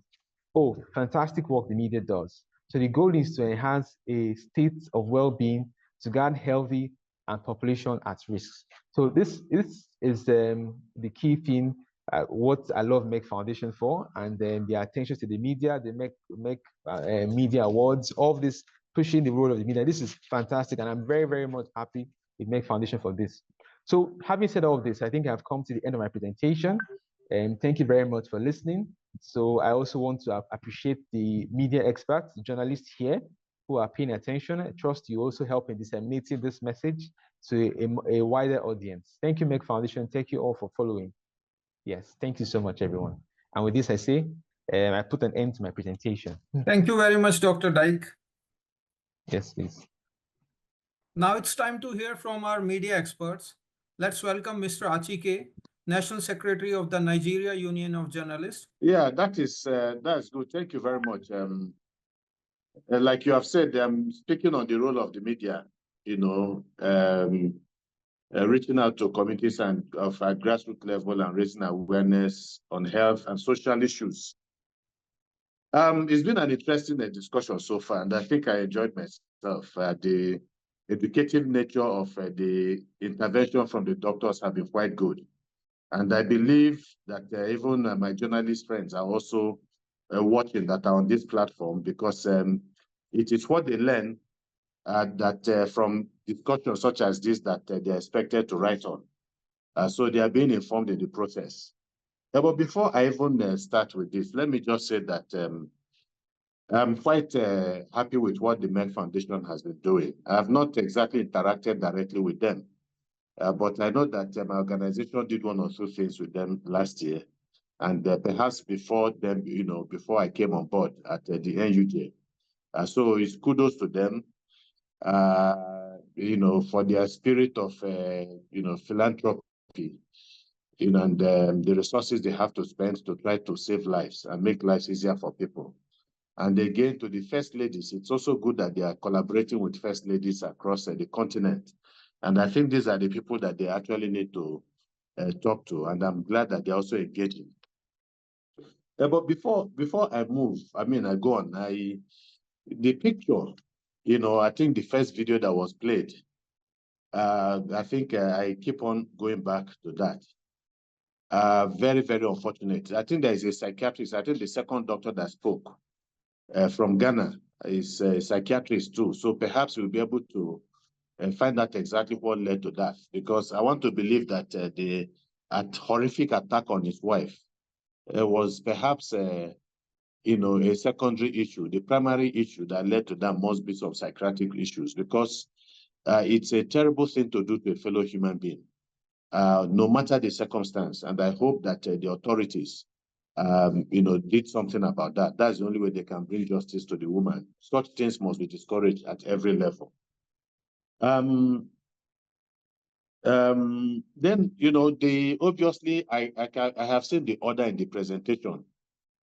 I have seen the order in the presentation, and that is the fact that I have to speak last, obviously, and I think that it makes a lot of sense. Let the experts talk about the issues, and then we are the ones that are supposed to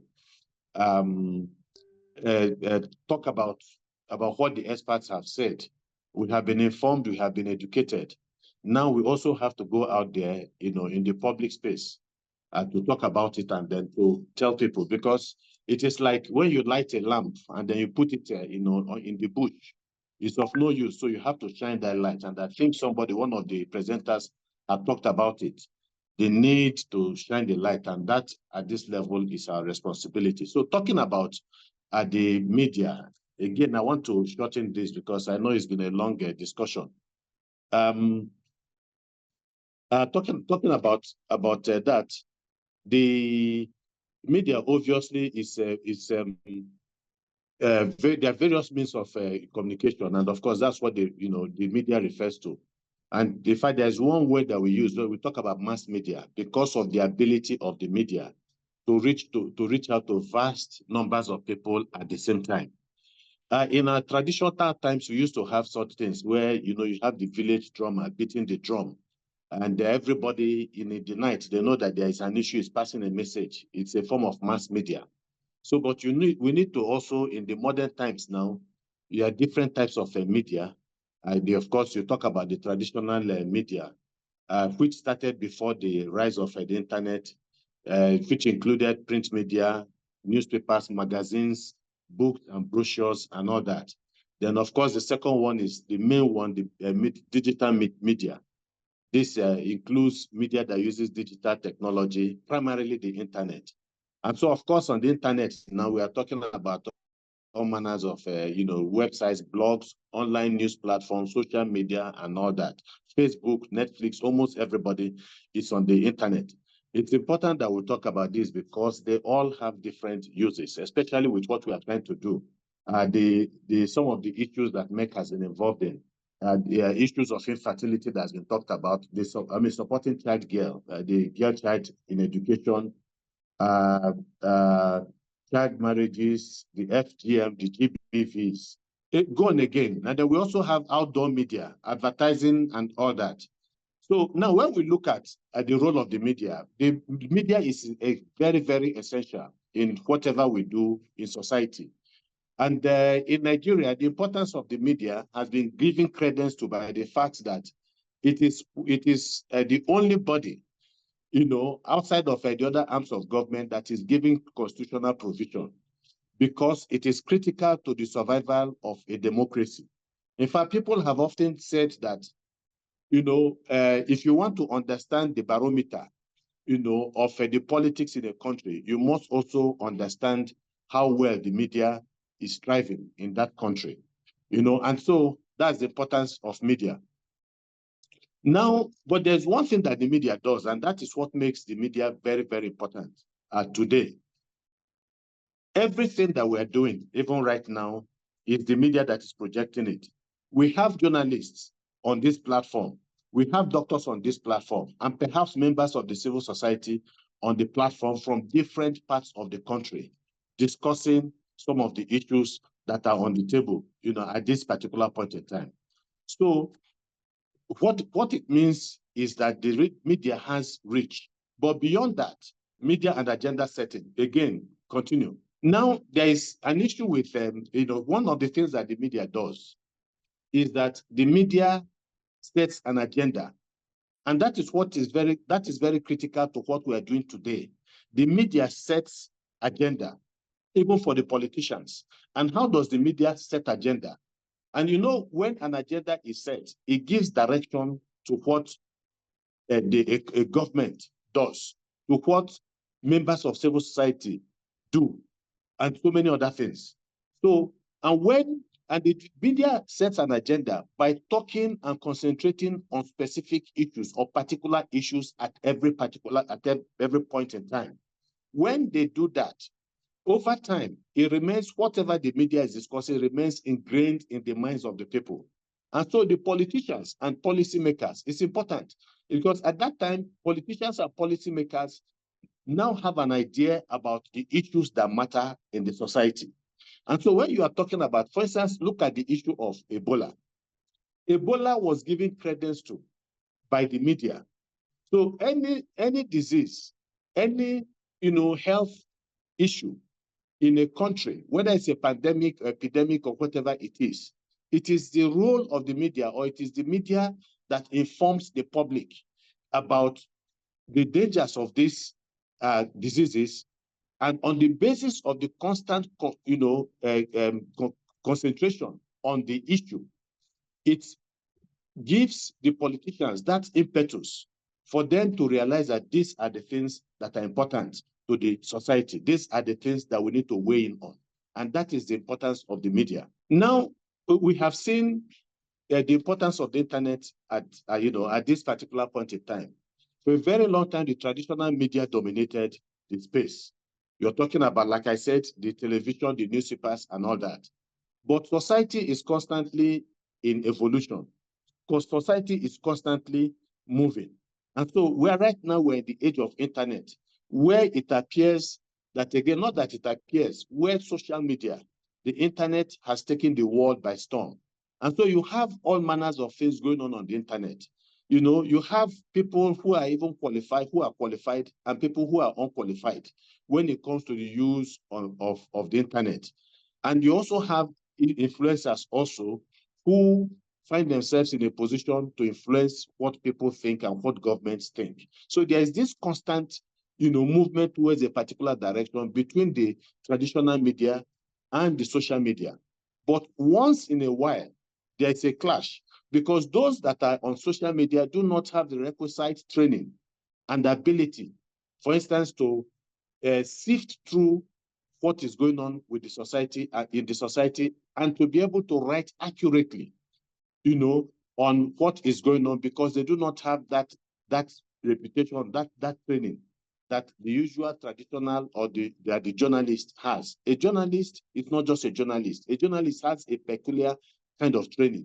So when he looks at a story, there are things that he sees that the untrained journalist does not see. But now, so what is happening is that when you have different people on the social media platform, you have those who might have good intention, but who do not know how to pass the messages as, the way they should be passed. What it means is that you must have people with the requisite training also operating at that, level, also on social media. And that's why, and then there is this connection between the social media, and even the traditional media. Sometimes traditional media tends to take the things that matter, the things that are being discussed on social media, and to bring it to their own platform. Once in a while, social media also takes things from the traditional media and also talk about it. And once they put it there, then it is something that everybody begins to talk about. So the media sets an agenda through a cognitive process that is known as accessibility. And accessibility implies the frequency, that the more frequently you write on a story, the more prominent that story makes, in news coverage, significantly influences the accessibility of specific issues within the memory of the people. So when you are talking about, for instance, everybody is talking about a particular issue in any country, it's an issue that is trending, that remains in the consciousness of the people.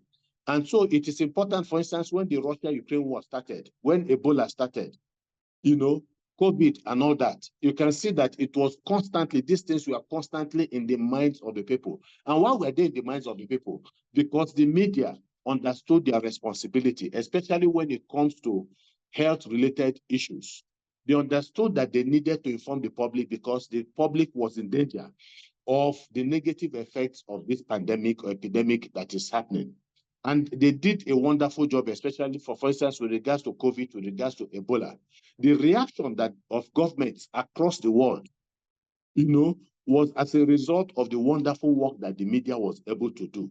And that's why I say, and that prompted the policymakers, that prompted even the medical health practitioners to give it the kind of prominence and importance that it took, because the media stayed on the story completely.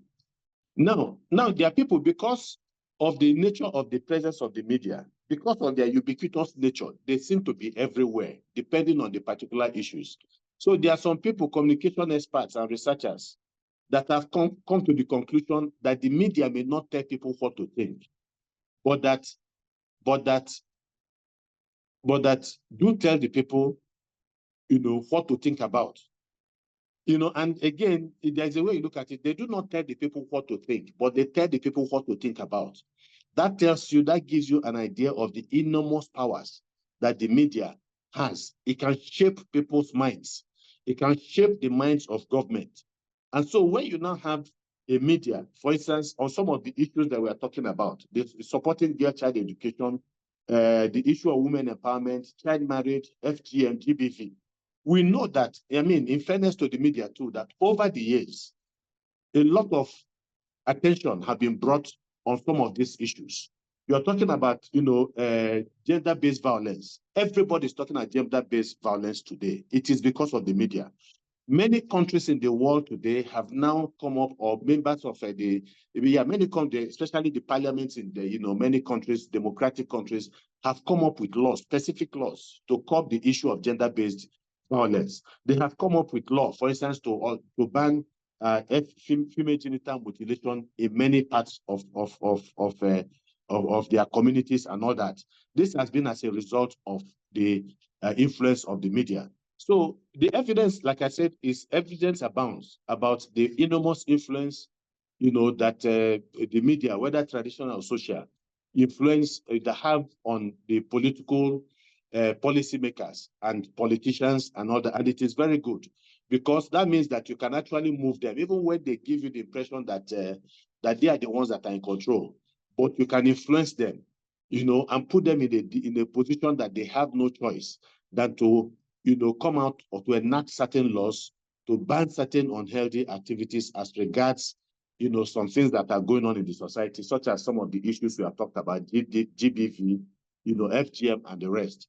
That is the power of the media. Yes, we've talked about agenda diffusion, and how some of these things play on the internet, from the traditional media to the internet, and there's discussion in those places, and then from the internet, back to the social media, everybody is talking about the same thing, and that makes the political leaders and policy office, policymakers to realize that issues of female genital mutilation is important, issues of gender-based violence is important. And we've seen instances in Nigeria, recently, one of our foremost gospel singers, I think, was beaten to death or died, recently, very popular musician.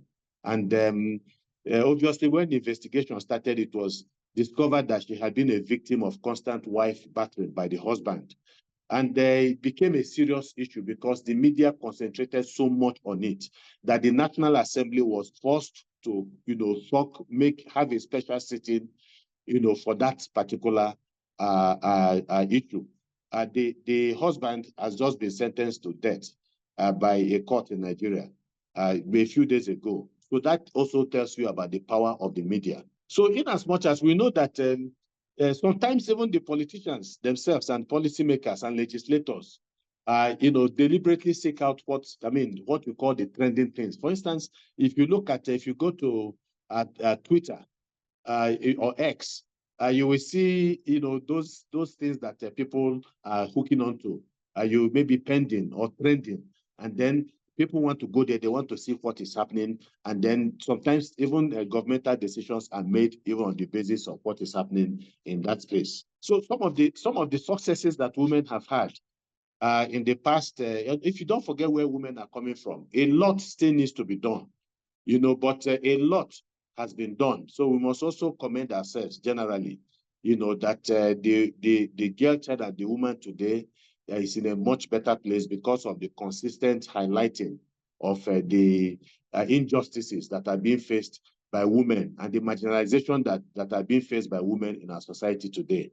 I think the media has also played a part in impacting in that direction. Now, I have talked about the media in general, talking about the various, types of media that we have and their functions and the importance of each other and the influence that the media has on the policymakers and the political class. Even though, to a very large extent, the political class might not like them, but they have no choice than it's an evil that they have to live with, because the primary responsibility of the media is to hold the governments accountable, and we have talked about the linkage between democracy, and the media.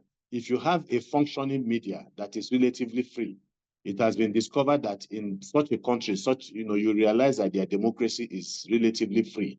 And once you have a democracy that is relatively free, then some of these issues that we're discussing today are things that within that democracy, the government will be able to,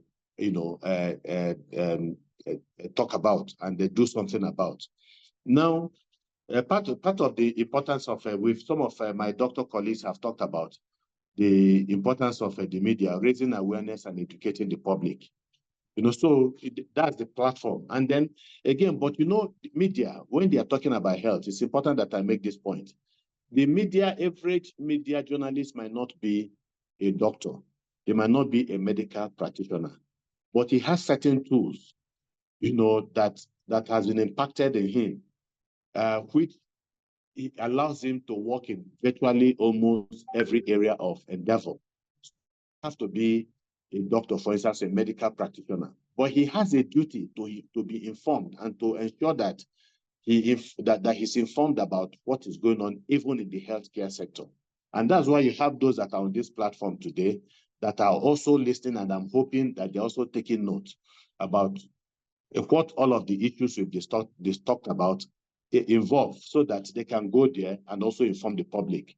So in order for them to inform the public, they have to be informed themselves. And that is what they are doing, and that's what they must do. Because you cannot teach what you do not know about.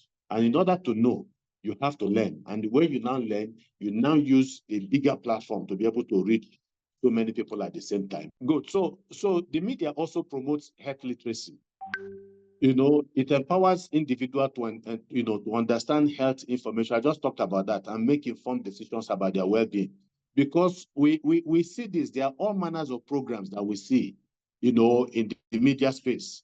And they are all, some of these programs can be in the form of even stage plays, plays on radio, advertisement or adverts on radio, and so many talk discussions where they bring in experts and ask questions, and then also bring members of the public, get them involved in issues related to health. And that also helps the public to get involved. And in doing that, they have different ways of doing it. They make topics under normal circumstances that will seem technical. They make it look so easy, and even for the ordinary person to listen to and understand, because they're able to break down the misinformed. Or there was this myth, and I think some of the doctors have talked about it, that if there is infertility, if a couple cannot have children within a marriage, then the woman is at fault. Now that is a myth, and that myth has been debunked, by today's level of health care practice. It has absolutely been debunked, and then the media has also helped in carrying out this debunked information and putting it in the public space, so that more people today now understand that it is the synergy between the man and the woman that leads to the conception of a child, and that the mistake is not usually or not necessarily the issue of, the problem of the man. Then another one again is the issue of, what do you call it? This SSS. I think my colleagues there understand. SSS, children, I'll try and remember what it is obviously. But, in those days, this issue of Ogbanje and Abiku, if you understand Ogbanje, as articulated in the poem by, I think it was Gabriel Okara, and Wolecho in some other African writers, where parents lose their children. You have a number of children every 3-4 months, they are dying. I think it's later that modern medicine discovered that this thing had nothing to do with superstition or whatever, but that it had to do with the genotype. I think that's where I was going, the genotype. So that is one other myth that has been debunked, at a time. And now people can make more informed decision about who to marry based on the genotype of the partners. So in this wise, the media influences attitudes and behaviors of people.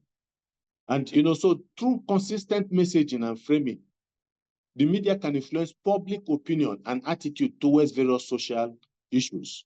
So it is when the media is able to influence the vast number of citizens that government, act or intervene, knowing that, again, don't also forget that the politicians also pander to, public interest issues, and so they also realize that at the level of the political terrain, that they have to act in ways that are in conformity with the interests of the public. So when the media is able to set that agenda and the people are able to run with that agenda, it has a way on impacting, on the ability of the politicians to respond to some of these issues, and then they also motivate action. When you have a media campaign that is well crafted, it can encourage individuals and communities to adopt healthier behaviors, seek preventive care, and participate in addressing social problems. And we see that, a lot during pandemic, during the COVID and all that, when certain issues, come up, the way the media is able to craft the message, and pass this message to communities also help communities in adopting actions, that help those communities move in a particular direction. Then the media can also help to promote positive role models. And we see that even on social media, we see some organizations, once in a while, they pick up certain people, influencers and role models, people that are expected to shape public opinion and to change the mindsets of the citizens. These are this is also what the media does. And you cannot bring a role model and hide him somewhere in the dark. You bring that role model and project that role model through the media, through the agency of the media, so that people will be able to see and be able to learn from, especially the younger generation, because these are people that are essentially in need of role models. And so when you have these role models, they can only be projected through the instrumentality of the media. And then, of course, public discourse. And we have that happening all over the community. And not too long ago, I happened to work with a community somewhere in the southeast, I think somewhere in the Ebonyi state, and I think they were talking about some of these, female, girl child issues, issues of disability and all that, and it was something they did that was very, very interesting. They brought in, community heads. They brought in women. There was a particular issue that had to do with the place of the widow in the society, as well as the disabled. And so they brought in traditional rulers and so many other people. How were they going to get this thing to project it in the public space? It was the media. So they had to bring in the media, because it would have been a waste of time, to have about 500, 300 people in a room discussing, and then that discussion ends there. So immediately that happened, the media was brought in to be able to give voice and to project what had gone on in that particular location. Then holding power accountable. Yes, this has to do with investigative journalism. Remember that I had said that that the primary one of the primary responsibilities of the media has a duty to educate, inform, entertain, all of that. But implicit in that is the primary responsibility and role of the media all over. The primary responsibility of the media is to hold political leaders accountable, to hold government accountable. Because when they are able to hold government accountable, there's more accountability in government, there's probity in government, then government is able to come up with policies that work for the welfare and benefit of the citizens, especially when it comes to some of the social issues that we're talking about. So, and that is where investigative journalism comes in, because investigative journalism goes to the heart of critical, particular issues to unearth things that have been hidden, and sometimes at great risk to the journalists, because we have had, we know what is happening to journalists. A lot of people today are not comfortable, especially the powers that be, are not comfortable with the role of journalists. So sometimes some of these activities of journalists to build society ends up contributing to their demise. Many have been killed, many have been incarcerated, many have been jailed just for the sake of doing their job. So investigative journalism is one way to hold political leaders accountable, and of course to amplify voices. Yes, so we've talked about building online communities. It's that we have seen that that helps also, and then the issue of stigmas. The stigma that we used to, that normally characterized some of these issues, before, like the FGM, GBV, and all of those things, the media has been able to do a lot to prove that a lot of these things that women are being accused of have nothing to do with them. And that sometimes, like the issue of infertility, that it is, it can go either way, it can go both ways, and that the woman has nothing, absolutely to do with it. And so the myths and the stigmas that have characterized some of these social issues have been broken down by these things over the years, and that has now reduced the stigma to a very, manageable level. Yes, okay, we've already talked about that. The tools that the media uses, carrying all these things, about social media, entertainment media, which incorporate social and health themes into television shows, movies, and other forms of entertainment to reach wider audiences. And so it's also important to talk about this. When you see some movies, there are meanings, there is a message that a lot of these movies, drama that you see on TV, soap operas, there's a message. Any credible movie that is shown today, must have a message, and it must be a message of redemption. It must be a message that is aimed at, helping to make the society better. So I think I have essentially come to the end. I'm just about 2 pages away, but I deliberately put the word caveats. Caveats means warnings. In as much as we have talked about the importance of the media in so many ways, we have also, in life, as they say, what gives life can also kill. If you buy a car today, for instance, that car is useful and is meant to achieve, certain good, transportation and the rest. But if it is used carelessly, it can kill, and so many things. And so, in a way, the media, there's a lot of advantage when you talk about the media today and all the good that the media does. But we also know that those who operate the media are human beings. And so as much as you have people who understand the direction and the aims and objective of a good media, it must have a positive impact in society. But we also see that there are people who also use it for certain selfish means, sometimes to destabilize, sometimes to cause problems, sometimes to deliberately distort, the correct narration that is out there.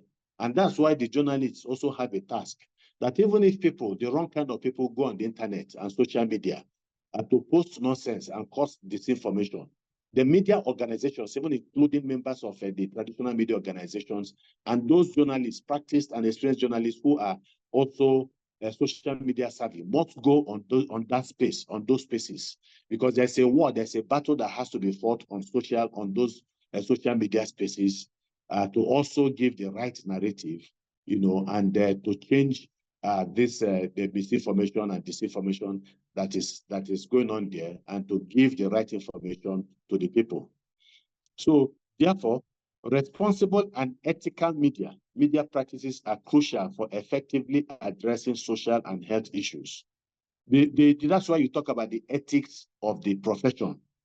The media operates on a set of principles, rules, guidelines, ethics, and so they are not just because a journalist does not allow you to act in ways that are contrary to the ethics of the profession. And that is why, if you notice, the way the media is described, they are called one beautiful there's a beautiful expression that describes the job of the media. They call them the men of the noble profession. And actually, it is a very, very noble profession. Yes, like I said, there's still a lot that needs to be done when it comes to the issue of the girl child. A lot of achievements have been made, and we are grateful to everybody who have played key roles. The medical professions, the media, civil society, government officials, policymakers, they have all worked together to ensure that the story, the narrative with regards to the girl child, is changing, has changed and continues to change. And it's important. But again, I needed to make this point too. And that is the fact that as we strive to continue to improve on the situation of the girl child, there is this fear that the society is also losing on the issue of the boy child. And it is important because people are not talking about it enough. Today, a large majority, in fact, in virtually every country of the world, the rate of young boys, the boy child enrollment and his enrollment into schools, either at the primary, secondary, or university level, continues to drop, while that of the girl child continues to go up. And it is important. That's an achievement. But what I'm trying to say is that we don't want to achieve something, and then in the process of having achieved that, we realize that we need to go back because we have left something behind. So I think that we should spare a thought also for the condition of the boy child, in today's world. Yes, this favorite saying of Chinua Achebe is important. I think it's one of my favorite saying. Of course, we all know Chinua Achebe, one of Africa's greatest writers. We have so many from all parts of the continent, literary giants, that until the lion can have its own historian, the story of the hunt will always glorify the hunter. Why am I saying this? Africa continues to lag behind in so many things. The level of, when you talk about global productivity, Africa contributes between 2 to 3% of global production.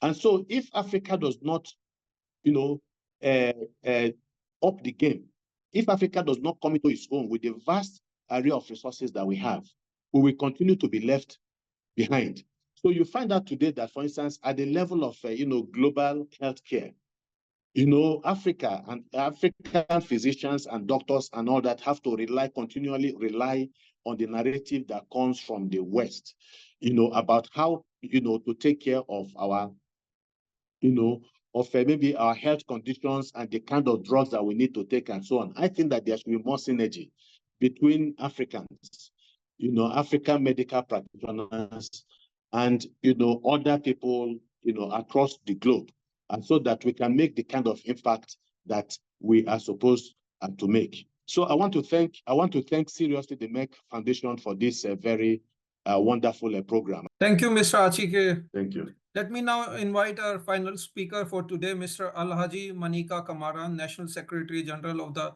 Sierra Leone Association of Journalists. Over to you, Mr. Kamara. Good day, distinguished colleagues, partners from Merck Foundation, and fellow journalists.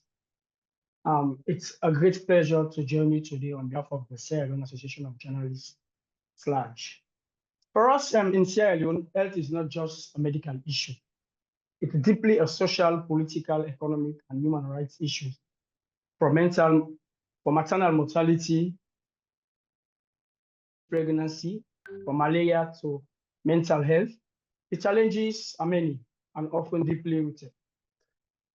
In 2020, during the height of the COVID-19 pandemic, a radio station and journalist in Kenema, a community radio at the eastern province of Sierra Leone, did something that is powerful, something that's changed the entire narrative.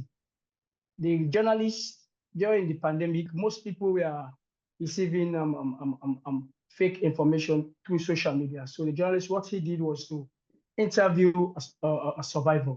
He engaged the survivor who explained the lifestyle experience about the pandemic, how he was able to overcome the pandemic. So the program changed the mindset because it was honest and it was local, because the survivor explained exactly his own ordeal about the virus. So that changed the perception of the people in that particular community. We cannot afford to sensationalize or politicize health issues.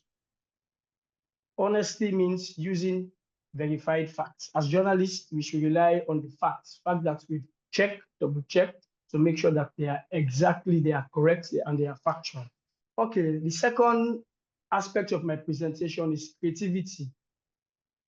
Creativity means making the unseen seen. This is where the journalists played a very vital role. Some of our colleagues are already doing this because, like I said earlier, during the COVID pandemic, we engaged in so many community activities. We set up some WhatsApp series where health messages are being disseminated to people in the community, including the women's group.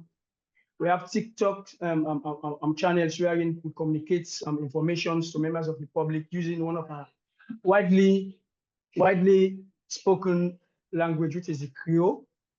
We also have this community people who tell stories on local radio, community radio stations, because we have these community radio stations wherein the journalists communicate to the people using their local dialects. In Sierra Leone, we have about 16 tribes, so each district has its own local language, but the most widely understood one is the Creole. So we engage community radio stations, managers and journalists to sensitize the people. These are some of the creative ways we use to change the narrative. And also the third step, the third things that we as a media professional should do is partnering for impact. We cannot do this alone. We must work with health professionals, CSOs, religious people, and traditional leaders. For us in Sierra Leone, we are religious tolerant. We have two main religions in Sierra Leone. We have the Christianity and the Muslim. So most times the media houses, when we have such a pandemic or when we have any situation, we partner with most stakeholders, the community radio stations, the CSOs, the religious leaders, because they also have a larger audiences to change the narrative. One example is partnership with the SLAG, UNFPA, and local radio stations to report on adolescent sexual and reproductive health. That campaign helped reduce stigma and encourage girls to seek help. Because once the community are aware of these ideas, they are aware of what is going on, and they build their confidence, they can come out openly and overcome what they are going through. The partnership between SLAG and the European Union and the Ministry of Health in the fight against COVID-19, that collaboration helped a lot in awareness raising during when we have the Ebola in 2014 and to 2017-18. SLAG, we launched the campaign.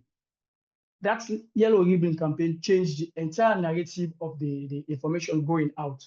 People are now focusing to the information coming from the SLAG channel.